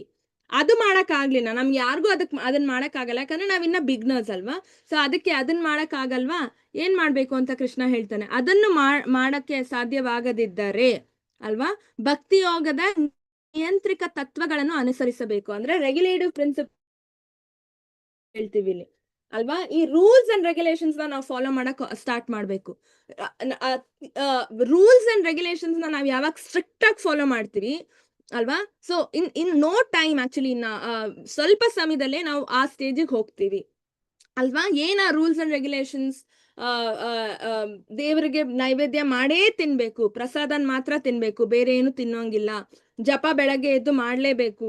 16 ರೌಂಡ್ಸ್, 1 ರೌಂಡ್ ಬರೀ ಸ್ಟಾರ್ಟಿಂಗ್ ಅಂತ 1 ರೌಂಡ್ ಹೇಳ್ತಿದೀವಿ, ಬಟ್ ಮಿನಿಮಮ್ ಪ್ರಭುಪಾದ್ ಅವ್ರು ಹೇಳಿರೋದು 16 ರೌಂಡ್ಸ್. ನಾನು ಶ್ರೀಮದ್ ಭಾಗವತಂನ ದಿನ ಓದ್ತೀನಿ ತಪ್ಪದೆ, ಭಗವದ್ಗೀತನ್ ದಿನ ಓದ್ತೀನಿ ತಪ್ಪದೆ, ಭಕ್ತರ ಸಂಘದಲ್ಲಿ ನಾನು ಭಾಗವತ ಶ್ರವಣ ಮಾಡ್ತೀನಿ, ಅಂದ್ರೆ ಕ್ಲಾಸಸ್ ಕೇಳ್ತೀನಿ. ಈ ತರ ಭಗವದ್ಗೀತೆ ಆಗಿರ್ಬೋದು, ಭಾಗವತ ಆಗಿರ್ಬೋದು ಅಲ್ವಾ, ಈ ತರ ಕೃಷ್ಣ ಲೀಲೆಗಳ ಕ್ಲಾಸಸ್ ಆಗಿರ್ಬೋದು, ಇನ್ನೇನೋ ಆಗಿರ್ಬೋದು, ಭಕ್ತರ ಸಂಘದಲ್ಲಿ ಕೇಳ್ತೀನಿ. ಅಂದ್ರೆ ಇಸ್ಕಾನ್ ಆಯೋಜಿಸ್ತದೆ ಅಲ್ಲ, ಎಷ್ಟೊಂದ್ ಕ್ಲಾಸಸ್ ನಾವು ಇಸ್ಕಾನ್ ಮ್ಯಾಂಗ್ಳೂರು ನಾಮನಿಷ್ಠ ಪ್ರಭು ಆಯೋಜಿಸಿದ್ದಾರೆ. ನೀವ್ ಅದಕ್ಕೆ ಸೇರ್ಕೋಬೇಕು, ಸೇರ್ಕೊಂಡು ಅಲ್ಲೇ ರುಚಿ ಸಿಗೋದು ಅಲ್ವಾ. ಆಮೇಲೆ ಇನ್ನೇನೇನಿದೆ, ಈ ತರ ರೂಲ್ಸ್ ಅಂಡ್ ರೆಗ್ಯುಲೇಷನ್ಸ್ ಏನೇನಿದೆ ಪ್ರಭುಪಾದ್ ಅವ್ರು ಹೇಳಿರೋದು, ಇದನ್ನ ನಾನು ತಪ್ಪದೇ ಫಾಲೋ ಮಾಡ್ತೀನಿ. ಇದನ್ನ ಫಾಲೋ ಮಾಡೋದ್ರಿಂದ ನಾವು ಆ ಸ್ಟೇಜ್ ಈಸಿಯಾಗಿ ರೀಚ್ ಆಗ್ತೀವಿ. ಯಾಕಂದ್ರೆ ಬೇರೆ ಪಾಪದ ಬಗ್ಗೆ ಯೋಚನೆ ಮಾಡಕ್ಕೆ, ಪಾಪದ ಆಕ್ಟಿವಿಟಿ ಮಾಡಕ್ ಟೈಮೇ ಸಿಗಲ್ವಲ್ಲ ಈ ತರ ಎಲ್ಲ ಮಾಡಿದ್ರೆ. ಬೆಳಗ್ಗೆ ಬೇಗ ಎದ್ದೇಳ್ತೀನಿ, ಮಂಗಲಾರತಿ ಅಟೆಂಡ್ ಮಾಡ್ತೀನಿ ಅಲ್ವಾ. ಸೊ ಈ ತರ ತುಂಬಾ ರೂಲ್ಸ್ ಇದಾವೆ. ಸೊ ಇದನ್ನೆಲ್ಲ ನಾವು ಫಾಲೋ ಮಾಡ್ತಾ ಹೋದ್ರೆ ಏನಾಗುತ್ತೆ, ಒಂದಿನ ನಾವು ಡೈರೆಕ್ಟ್ ಆಗಿ ಆ ಸ್ಟೇಜ್ ನ ರೀಚ್ ಆಗ್ತೀವಿ. ಆಯ್ತಾ. ಇವಾಗ ಕೃಷ್ಣ ಹೇಳ್ತಾನೆ, ಆಯ್ತು ಇದನ್ನ ಸಾಧನ ಭಕ್ತಿ ಅಂತ ಕರಿತೀವಿ. ಆಯ್ತು, ಇದನ್ನೂ ಮಾಡಕ್ ಆಗ್ಲಿಲ್ಲ ಅಂದ್ರೆ, ರೂಲ್ಸ್ ಅಂಡ್ ರೆಗ್ಯುಲೇಷನ್ಸ್ ನಿಮಗೆ ಫಾಲೋ ಮಾಡಕ್ ಆಗ್ಲಿಲ್ಲ ಅಂದ್ರೆ ಯೋಚನೆ ಮಾಡ್ಬೇಡಿ, ಕೃಷ್ಣ ಇನ್ನೊಂದು ಸ್ಟೇಜ್ ಹೇಳಿದಾನೆ. ಏನದು? ಅಭ್ಯಾಸೆ ಅಪಿ ಅಸಮರ್ಥೋ ಅಸಿ ಮತ್ಕರ್ಮ ಪರಮೋ ಭವ ಮದ್ ಅರ್ಥಂ ಅಪಿ ಕರ್ಮಾಣಿ ಕುರ್ವನ್ ಸಿದ್ಧಿಂ ಅವಾಪ್ಸ್ಯಸಿ. ಅನುವಾದ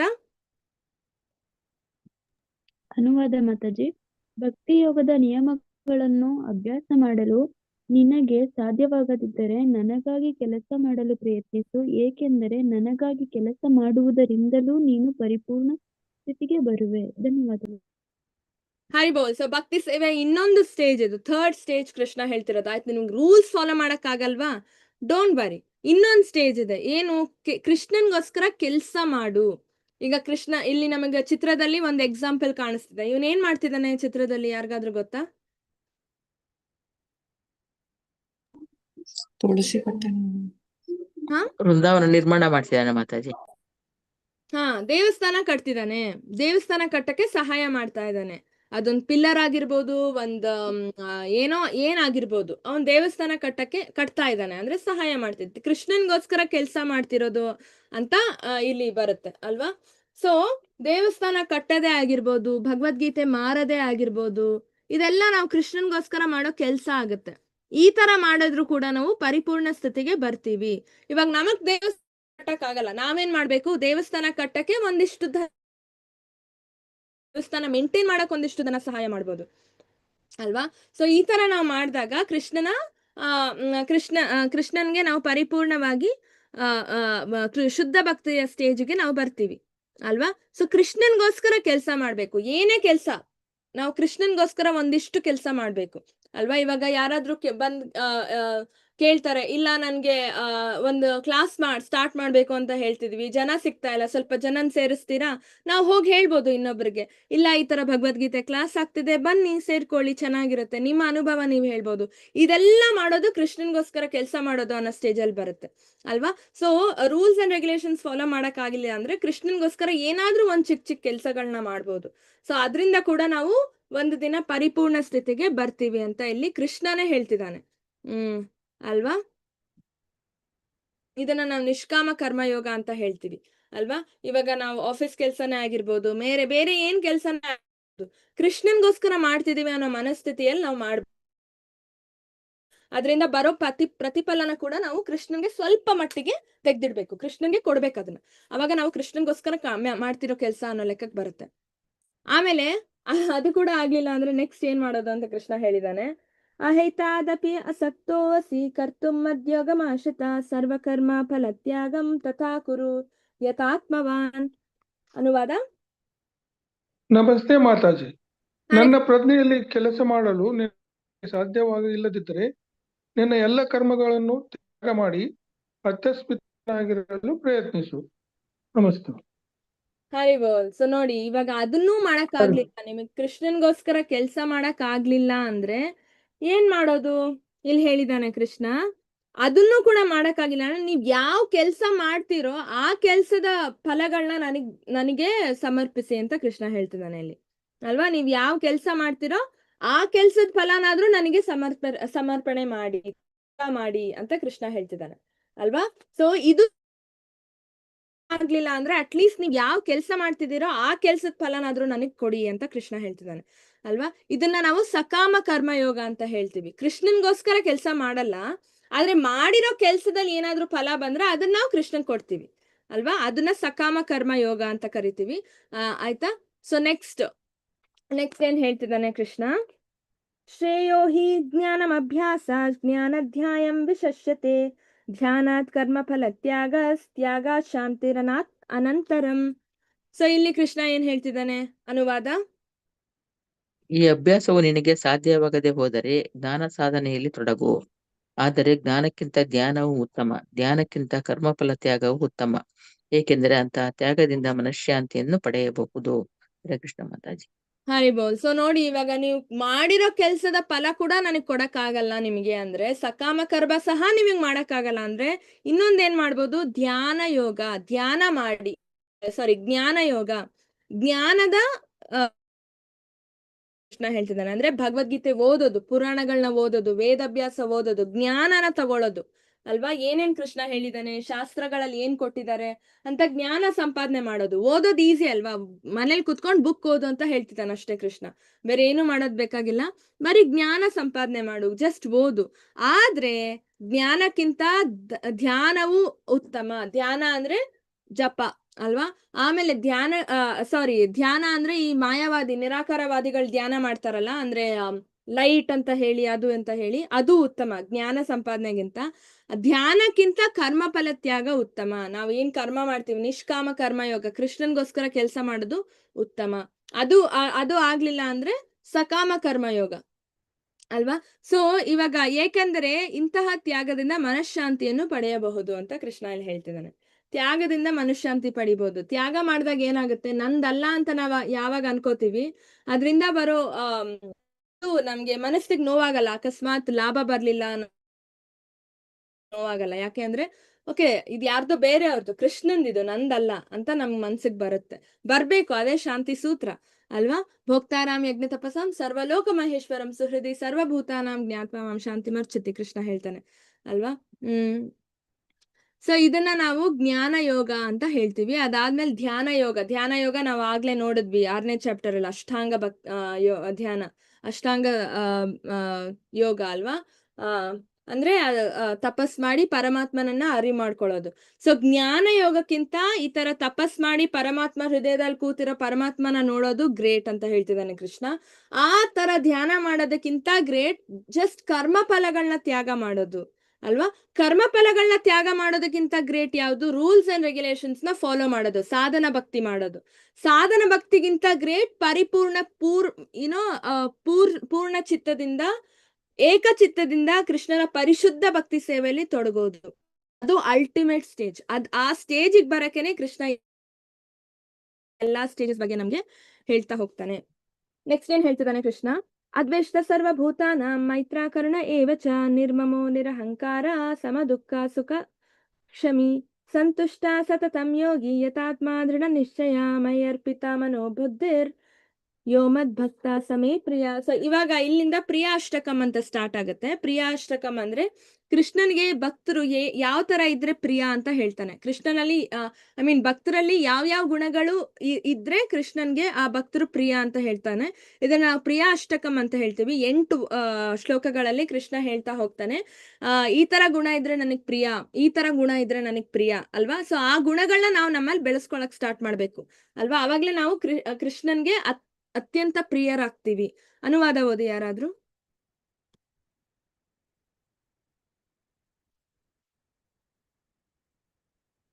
ಅನುವಾದ ಹರೇ ಕೃಷ್ಣ.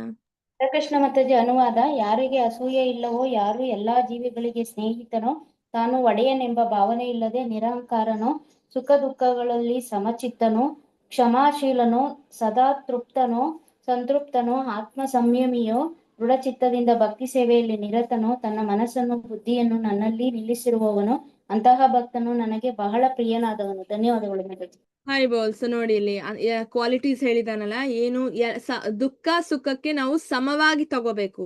ದುಃಖ ಬಂದ ತಕ್ಷಣ ಅಳೋಂಗಿಲ್ಲ, ಸುಖ ಬಂದ ತಕ್ಷಣ ಎಗ್ರಿ ಖುಷಿ ಪಡೋಂಗಿಲ್ಲ. ನಮ್ ಕರ್ಮ ಅನುಸಾರ ಬರ್ತಾ ಹೋಗ್ತಾ ಇರುತ್ತೆ, ಅದಕ್ಕೆ ನಾವು ತಲೆ ಕೆಡ್ಸ್ಕೋಬಾರ್ದು. ಸೊ ಸಮಚಿತ್ತದಿಂದ ಸುಖ ದುಃಖ ತಗೋಬೇಕು. ಕ್ಷಮಾಶೀಲನಾಗಿರ್ಬೇಕು. ಯಾರಾದ್ರೂ ನಮಗ್ ಕೇಡ್ ಮಾಡಿದ್ರೆ ಅವ್ರಿಗೆ ನಾನು ವಾಪಸ್ ಕೇಡ್ ಮಾಡ್ತೀನಿ, ನಾನು ಕ್ಷಮಿಸಲ್ಲ, ಹಾಗೆ ಹೀಗೆ ಅಂತ ಇರಬಾರ್ದು. ಕೋಪ ಮಾಡ್ಕೊಳ್ಳೋದೆಲ್ಲ ಮಾಡಬಾರ್ದು. ಕೃಷ್ಣನ ಆಜ್ಞೆ ಇಲ್ಲದೆ ಏನಾದ್ರೂ ಆಗುತ್ತಾ? ಒಂದು ಹುಳ್ಕಡ್ಡಿ ಕೂಡ ಅಲ್ಲಾಡಲ್ಲ ಅಲ್ವಾ ಕೃಷ್ಣನ ಆಜ್ಞೆ ಇಲ್ಲದೆ. ಸೊ ನಾವು ಕ್ಷಮಿಸ್ಬೇಕು ಯಾರಾದ್ರೂ ನಮಗ್ ಕೇಡ್ ಮಾಡಿದ್ರೆ, ಆಯ್ತಾ? ಸೊ ಸಂತೋಷನಾಗೇ ಇರ್ಬೇಕು ಯಾವಾಗ್ಲೂ, ಸಂತೃಪ್ತಿ ಆಗಿರ್ಬೇಕು ಅಲ್ವಾ? ಮತ್ತೆ ದೃಢ ಚಿತ್ತದಿಂದ ಭಕ್ತಿ ಸೇವೆಯಲ್ಲಿ ನಿರತರಾಗಿ ತನ್ನ ಮನಸ್ಸನ್ನು ಬುದ್ಧಿಯನ್ನು ನನ್ನಲ್ಲಿ ನಿಲ್ಲಿಸಿರುವನೋ ಅಲ್ವಾ? ಯಾರು ತನ್ನ ಮನಸ್ಸನ್ನು ಬುದ್ಧಿಯನ್ನು ನನ್ನಲ್ಲಿ ನಿಲ್ಲಿಸಿರುವನೋ, ಕೃಷ್ಣನಲ್ಲಿ ನಿಲ್ಲಿಸಿರ್ತಾನೋ, ಅವನು ಅತ್ಯಂತ ಪ್ರಿಯಕರ ಅಂತ ಕೃಷ್ಣ ಹೇಳ್ತಾನೆ ಅಲ್ವಾ? ಸೊ ಇಲ್ಲಿ ಒಬ್ರು ಇದಾನೆ, ಒಂದು ರಾಜನ ಕಥೆಯಲ್ಲಿ ಚಿಕ್ಕದಾಗಿ ಹೇಳಿ ಮುಗಿಸ್ತೀನಿ ನಾನು. ಚಿತ್ರಕೇತು ರಾಜ ಅಂತ ಅಲ್ವಾ? ಸೊ ಚಿತ್ರಕೇತು ಮಹಾರಾಜ್ ಅವನು ತುಂಬಾ ಕರ್ಮಿಯಾಗಿರ್ತಾನೆ, ಭಗವದ್ಗೀತೆ ಬಗ್ಗೆ ಏನು ಗೊತ್ತಿರಲ್ಲ. ಅವನಿಗೆ ಒಂದ್ ಮಗು ಬೇಕಿರುತ್ತೆ, ಆದ್ರೆ ಎಷ್ಟೊಂದ್ ಜನ ಹೆಂಡ್ತಿರಿರ್ತಾರೆ, ಆದ್ರೆ ಮಗ ಮಾತ್ರ ಹುಟ್ಟಲ್ಲ. ಬರೀ ಮಗ ಬೇಕೇ ಬೇಕು ರಾಜ್ಯ ಆಡಳಿತಕ್ಕೆ ಎಲ್ಲ ಅಲ್ವಾ. ಸೊ ಮಗ ಮಾತ್ರ ಹುಟ್ಟಲ್ಲ ಅವನಿಗೆ. ಸೊ ಅವ್ನ ಮಗ ಬೇಕೇ ಬೇಕು, ನಾನು ರಾಜ ಅಂತ ಹೇಳಿ ಯಜ್ಞಗಳನ್ನ ಏನೇನೋ ಮಾಡ್ತಾನೆ. ಅವಾಗ ಒಂದು ಋಷಿ ಬಂದು ಹೇಳ್ತಾನೆ, ಮಗ ಸಿಗೋದು ನಿನ್ನ ಇದ್ರಲ್ಲಿ ಇಲ್ಲ, ನಿನ್ನ ತಲೆ ಹಣೆ ಬರದಲ್ಲಿ ಬರ್ದಿಲ್ಲ, ಆದ್ರೂ ನೀನು ಇಷ್ಟೊಂದು ಕೇಳ್ತಿದ್ಯಾ ಅಂತ ಆಯ್ತು, ನಾನು ಒಂದು ಯಜ್ಞ ಮಾಡಿ ನಿನ್ಗೆ ಮಗುನ್ ಕೊಡ್ತೀನಿ ಅಂತ ಹೇಳ್ತಾನೆ. ಸೊ ಯಜ್ಞ ಮಾಡ್ಬಿಟ್ಟು ಒಂದು ಹಣ್ಣನ್ ಕೊಡ್ತಾನೆ, ಹಣ್ಣನ್ನ ನಿನ್ನ ಹೆಂಡತಿಗೆ ಕೊಡು ಅಂತ ಹೇಳ್ತಾನೆ. ಸೊ ಫಸ್ಟ್ ಕೊಡ್ತಾನೆ ಹಣ್ಣನ್ನ, ಅವಳು ತಿಂದಾದ್ಮೇಲೆ ಮಗ ಹುಡ್ತಾನೆ.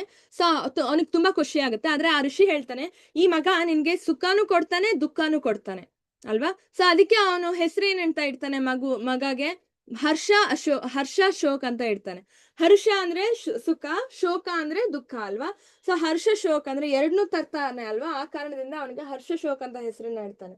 ಅದು ಮಿಕ್ಕಿದ ಹೆಂಡತಿಯರಿಗೆ ಕೋಪ ಬರುತ್ತೆ. ಫಸ್ಟ್ ಹೆಂಡತಿ ಮಗ ಕೊಟ್ಲು ಅಂತ ಅವಳನ್ನ ಮಾತ್ರ ಪ್ರೀತಿಸ್ತಾ ಇದ್ದಾನೆ ಅಂತ ಹೇಳಿ ಈ ಮಿಕ್ಕಿರೋ ಹೆಂಡತಿಯರೆಲ್ಲ ಏನ್ ಮಾಡ್ತಾರೆ, ಆ ಚಿಕ್ಕ ಮಗುಗೆ ವಿಷ ಹಾಕಿ ಸಾಯಿಸ್ಬಿಡ್ತಾರೆ ಅಲ್ವಾ. ಸೊ ಹರ್ಷಶೋಕ್ ಸತ್ತೋಗ್ಬಿಡ್ತಾನೆ.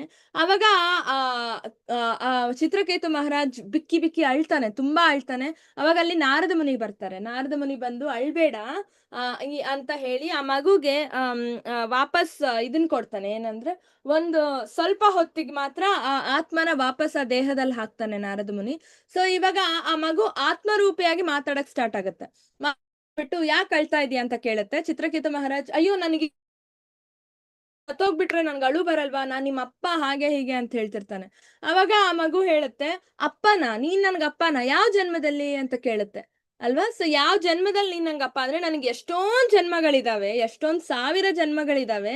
ನೀನ್ ಆ ಸಾವಿರ ಜನ್ಮಗಳಲ್ಲಿ ನೀನ್ ಯಾವ ಜನ್ಮದಲ್ಲಿ ನನಗ ಅಪ್ಪ ಆಗಿದ್ದೆ, ನನಗೆ 108 ಅಪ್ಪ ಅಂದ್ರಿದ್ದಾರೆ ಅಂತ ಹೇಳ್ತಾನ ಅವನು ಅಲ್ವಾ. ಒಂದೊಂದ್ ಜನ್ಮಕ್ ಒಂದೊಂದ್ ಅಪ್ಪ ಅಲ್ವಾ. ಸೊ ಅವಾಗ ಅವನ್ಗೆ ಅರಿವಾಗುತ್ತೆ ಚಿತ್ರಕೇತು ಮಹಾರಾಜ್ಗೆ, ಏನು ಈ ತರ ಎಲ್ಲ ಇರುತ್ತಾ, ಜನ್ಮಗಳೆಲ್ಲ ಇರುತ್ತಾ, ಅವನಿಗೆ ಏನು ಗೊತ್ತಿರಲ್ಲ ಶಾಸ್ತ್ರಗಳ ಬಗ್ಗೆ. ಅವಾಗ ನಾರದ ಮುನಿ ಅವನಿಗೆ ಭಗವದ್ಗೀತೆ ಉಪದೇಶ ಮಾಡ್ತಾನೆ. ಮತ್ತೆ ಅದಾದ್ಮೇಲೆ ಅವನಿಗೆ ಭಕ್ತಿ ಸೇವೆಯಲ್ಲಿ ತೊಡಗ್ತಾನೆ, ಶುದ್ಧ ಭಕ್ತನಾಗ್ತಾನೆ ಅಲ್ವಾ. ಕೃಷ್ಣನ್ಗೆ ಶುದ್ಧ ಭಕ್ತ ಆಗ್ತಾನೆ. ಅದಾದ್ಮೇಲೆ ಅವನು ಅಷ್ಟು ಶುದ್ಧ ಭಕ್ತ ಆಗಿರೋ ಕಾರಣ ಅವನ ಭಕ್ತಿಗೆ ಮೆಚ್ಚಿ ಕೃಷ್ಣ ಅವನಿಗೆ ಗಂಧರ್ವನ ರೂಪ ಕೊಡ್ತಾನೆ. ನೆಕ್ಸ್ಟ್ ಇವಾಗ ಬರೀ ಭೂಲೋಕದಲ್ಲಿ ಒಂದು ರಾಜ ಆಗಿದ್ದ, ಆದ್ರೆ ಅವನು ಸತ್ ಮೇಲೆ ಅವನಿಗೆ ಗಂಧರ್ವದ ರೂಪ ಕೊಡ್ತಾನೆ. ಗಂಧರ್ವ ಲೋಕದಲ್ಲಿ ಅಂದ್ರೆ ಗಂಧರ್ವ ಅಂದ್ರೆ ಅವರು ದೇವತೆಗಳ ರೂಪ. ಸೊ ಆತರ ರೂಪ ಕೊಡ್ತಾನೆ. ಆಚರ ಜನ್ಮ ಹುಟ್ತಾನೆ. ಅದಾದ್ಮೇಲೆ ಒಂದು ಇದು ವಿಹಾರ ಮಾಡ್ತಾ ಇರ್ತಾನೆ, ಇಲ್ಲಿ ನೋಡ್ಬೋದು ನೀವು. ಅವಾಗ ಶಿವ ಯಾವಾಗ್ಲೂ ಭಾಗವತ ಶ್ರವಣ ಮತ್ತೆ ಕೀರ್ತನೆ ಮಾಡ್ತಾ ಇರ್ತಾನೆ. ಅವರ ಸಂಘದಲ್ಲಿ ಕುತ್ಕೊಂಡು ಎಲ್ಲರಿಗೂ ಭಾಗವತಂ ಹೇಳ್ಕೊಡ್ತಾ ಇರ್ತಾನೆ. ಸೊ ಅವಾಗ ಪಾರ್ವತಿ ಶಿವನ ತೊಡೆ ಮೇಲೆ ಕೂತಿರ್ತಾಳೆ ಅಲ್ವಾ. ಸೊ ಅವಾಗ ಇವನು ಗಂಧರ್ವನಾಗಿರ್ತಾನಲ್ಲ ಚಿತ್ರಕೇತು ಮಹಾರಾಜ್, ಅವನ್ ಬಂದ್ ಹೇಳ್ತಾನೆ, ನೋಡಿ ನಕ್ಬಿಟ್ಟು ಹೇಳ್ತಾನೆ, ಓ ಏನು ನೀನು ಪಾರ್ವತಿನ ತೊಡೆ ಮೇಲೆ ಕೂರ್ಸ್ಕೊಂಡಿದ್ಯಾ, ಪಕ್ಕದಲ್ಲಿ ಜಾಗ ಇದೆಯಲ್ಲ ಅಂತ. ಅಂದ್ರೆ ಶಿವ ಮತ್ತೆ ಈ ಗಂಧರ್ವ ತುಂಬಾ ಕ್ಲೋಸ್, ಆ ಸಲಿಗೆಯಿಂದ ಮಾತಾಡ್ತಾನೆ. ಆದ್ರೆ ಪಾರ್ವತಿಗೆ ಅದ್ ಇಷ್ಟ ಆಗಲ್ಲ, ಕೋಪ ಮಾಡ್ಕೋತಾಳೆ. ಕೋಪ ಮಾಡ್ಕೊಂಡು ನೀನ್ ಯಾರು ನನ್ ಮೇಲೆ ಕಮೆಂಟ್ ಮಾಡಕ್ಕೆ ಅಂತ ಹೇಳಿ ಶಾಪ ಕೊಡ್ತಾಳೆ. ಏನಂತ ಶಾಪ ಕೊಡ್ತಾಳೆ, ನೀನು ರಾಕ್ಷಸನಾಗು ನೆಕ್ಸ್ಟ್ ಜನ್ಮದಲ್ಲಿ ಅಂತ ಹೇಳಿ ಶಾಪ ಕೊಡ್ತಾಳೆ. ಅವಾಗ ಚಿತ್ರಕೇತು ಮಹಾರಾಜ್ ನಾವ್ ಯಾರಾದ್ರೂ ಅವನ್ ಜಾಗದಲ್ಲಿ ಇದ್ರೆ ಕೋಪ ಮಾಡ್ಕೋತಾ ಇದ್ವಿ, ನಾನೇನ್ ದೊಡ್ಡ ತಪ್ಪು ಮಾಡ್ದೆ ಅಂತ ನನ್ಗೆ ಈ ತರ ಶಾಪ ಕೊಡ್ತಿದ್ಯಾ ಅಂತ ಹೇಳ್ತಿದ್ವಿ. ಅಥವಾ ಕೃಷ್ಣಂಗೆ ಪ್ರೇಮ ಕೃಷ್ಣ ಈ ಶಾಪನಿಂದ ನನ್ಗೆ ವಿಮುಕ್ತನನ್ನಾಗಿ ಕೇಳ್ತಿದ್ವಿ. ಆದ್ರೆ ಚಿತ್ರಕೇತು ಮಹಾರಾಜ್ ಮಾತ್ರ, ಈ ಗಂಧರ್ವ ರೂಪದಲ್ಲಿ ಇರೋನು ಚಿತ್ರಕೇತು ಮಹಾರಾಜ್ ಮಾತ್ರ ಏನ್ ಮಾಡ್ದ ಗೊತ್ತಾ, ಆಯ್ತು ನಾನ್ ತಗೋತೀನಿ, ಇದು ಕೃಷ್ಣನ ಆಜ್ಞೆ ಅಲ್ವಾ, ಕೃಷ್ಣ ನನಗೆ ಕೊಡ್ತಾ ಇರೋ ಮಹಾಪ್ರಸಾದ, ನಾನು ರಾಕ್ಷಸನಾಗ್ಬೇಕಂದ್ರೆ ನಾನು ರಾಕ್ಷಸನಾದ್ರೂ ಆಗ್ತೀನಿ, ಕೃಷ್ಣ ನನ್ಗೆ ಏನ್ ಮಾಡಿದ್ರು ನಾನು ಮಾಡಿಸ್ಕೋತೀನಿ ಅಂತ ಹೇಳಿ ಖುಷಿಯಿಂದ ಆಕ್ಸೆಪ್ಟ್ ಮಾಡ್ತಾನೆ. ಅದನ್ನ ಖುಷಿಯಿಂದ ಆಕ್ಸೆಪ್ಟ್ ಮಾಡಿ ನೆಕ್ಸ್ಟ್ ಜನ್ಮದಲ್ಲಿ ರಾಕ್ಷಸ ಆಗ್ತಾನೆ. ವೃತ್ರಾಸುರ ಅಂತ ರಾಕ್ಷಸ ಆಗ್ತಾನೆ, ದೊಡ್ಡ ರಾಕ್ಷಸ ಅವನು. ಸೊ ಅವನು ಸಂಹಾರ ಮಾಡಕ್ಕೆ ಇಂದ್ರ ಹೋಗ್ತಾನೆ ಆಯ್ತಾ. ಸೊ ಇಂದ್ರ ಸಂಹಾರ ಮಾಡಕ್ ಹೋದಾಗ ಬೇರೆ ಯಾವ್ದಾದ್ರು ರಾಕ್ಷಸ ಭಕ್ತರಾಗಿಲ್ದಿರೋರು ಆಗಿದ್ದಿದ್ರೆ ವಾಪಸ್ ಫೈಟ್ ಮಾಡ್ತಾ ಇದ್ರು ಅಲ್ವಾ. ಆದ್ರೆ ಇವನ್ ಈ ವೃತ್ರಾಸುರ್ಗೆ ವ್ಯತ್ಯಾಸ ಏನು ಅಂದ್ರೆ, ರಾಕ್ಷಸನಾಗಿರುವಾಗ್ಲೂ ಕೂಡ ಭಕ್ತಿ ಸೇವೆಯಲ್ಲಿ ತೊಡಗಿದ್ದ, ಕೃಷ್ಣನ್ ಬಗ್ಗೆನೇ ಸ್ಮರಿಸ್ತಾ ಇದ್ದ, ಕೃಷ್ಣನ್ನೇ ಯೋಚನೆ ಮಾಡ್ತಾ ಇದ್ದ ಅವನು ಅಲ್ವಾ. ಸೊ ಯಾಕೆ ಈ ತರ ಅವನಿಗೆ ಈ ಪೆಕ್ಯುಲರ್ ವರ ಎಲ್ಲಿಂದ ಬಂತು ಅಂದ್ರೆ, ಯಾರು ಅವನಿಗೆ ಕೋಪ ಸಮವಾಗಿದ್ದ, ಸಮಚಿತ್ತದಿಂದ ಎಲ್ಲಾನು ಕೃಷ್ಣನ ಮಹಾಪ್ರಸಾದ ಅಂತ ಹೇಳಿ ತಗೋತಾ ಇದ್ದ. ಒಬ್ರು ಶಾಪ ಹಾಕಿದ್ರು, ಒಬ್ರು ನನಗೆ ವರ ಕೊಟ್ರು, ಎಲ್ಲಾನು ಕೃಷ್ಣ ಕೊಡ್ತಾ ಇರೋದು. ಕೃಷ್ಣನ ಮಹಾಪ್ರಸಾದ ಅಂತ ತಗೊಂಡಿರೋ ಕಾರಣ ಅವನು ರಾಕ್ಷಸನಾಗಿದ್ರು ಕೂಡ ಕೃಷ್ಣನನ್ನ ಒಂದು ಕ್ಷಣ ಮರೀಲಿಲ್ಲ, ಭಕ್ತನಾಗೇ ಇದ್ದ. ಆದ ಕಾರಣ ಇಂದ್ರ ಬಂದು ಅವನ್ನ ಈಸಿಯಾಗಿ ಸಾಯಿಸ್ಬಿಟ್ಟ ತಕ್ಷಣ ವೃತ್ರಾಸುರ ಏನಾದ, ಆತ್ಮ ಡೈರೆಕ್ಟ್ ಗೋಲೋಕಕ್ಕೆ ಹೋಯ್ತು. ಕೃಷ್ಣನ ಆಗಿರೋ ಕಾರಣ ಡೈರೆಕ್ಟ್ ಆಕ್ಚುಲಿ ವೈಕುಂಠಕ್ಕೆ ಹೋಯ್ತು ಅಲ್ವಾ. ಸೊ ಹಾಗೆ ನಾವು ಎಲ್ಲವನ್ನೂ ಕೃಷ್ಣ ಕೊಟ್ಟಿರೋ ಮಹಾಪ್ರಸಾದ ಅಂತ ತಗೊಂಡಾಗ ಆಟೋಮ್ಯಾಟಿಕ್ ಆಗಿ ಶುದ್ಧ ಭಕ್ತರಾಗ್ತಾ ಹೋಗ್ತೀವಿ. ಯಾಕಂದ್ರೆ ನಮ್ಮಲ್ಲಿರೋ ಟಾಲರೆನ್ಸ್ ಪವರ್ ಜಾಸ್ತಿ ಆಗ್ತಾ ಹೋಗುತ್ತೆ, ತಾಳ್ಮೆ ಸಹನೆ ಎಲ್ಲ ಜಾಸ್ತಿ ಆಗ್ತಾ ಹೋಗುತ್ತೆ ಅಲ್ವಾ. ನೆಕ್ಸ್ಟ್, ಯಸ್ಮಾನ್ ನೋದಿಜ್ವತೆ ಲೋಕಾನ್ ನೋದ್ವಿಜತೆ ಕ್ಷಯ ಹರ್ಷಾಮರ್ಷ ಭಯೋದ್ವೇಗೈರ್ ಮುಕ್ತೋ ಯಾಸಾ ಚಮ ಮೇ ಪ್ರಿಯ. ಅನುವಾದ.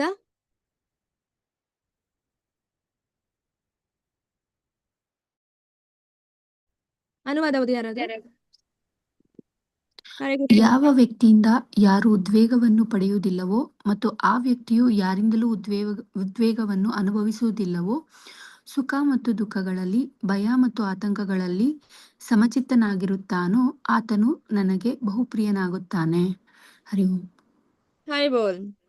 ಲಾಸ್ಟ್ ಶ್ಲೋಕದಲ್ಲೂ ಸೇಮ್ ಹೇಳ್ತಾನೆ, ಈ ಶ್ಲೋಕದಲ್ಲೂ ಸೇಮ್ ಹೇಳ್ತಾನೆ. ಅಂದ್ರೆ ಎಷ್ಟು ಇಂಪಾರ್ಟೆಂಟ್ ನೋಡಿ, ಎಷ್ಟು ಪ್ರಿಯವಾದ ಕ್ವಾಲಿಟಿ ಕೃಷ್ಣನ್ಗೆ ಈ ಗುಣ ಅಲ್ವಾ. ಸುಖ ದುಃಖಗಳಲ್ಲಿ ಸಮನಾಗಿರ್ಬೇಕು, ಸಮಚಿತ್ತವಾಗಿ ನಾವು ಕರ್ಮಫಲ ಅಂತ ತಗೋಬೇಕು, ಕೃಷ್ಣನ ಮಹಾಪ್ರಸಾದ ಅಂತ ತಗೋಬೇಕು, ಉದ್ವೇಗಕ್ಕೊಳಗಾಗ್ಬಾರ್ದು.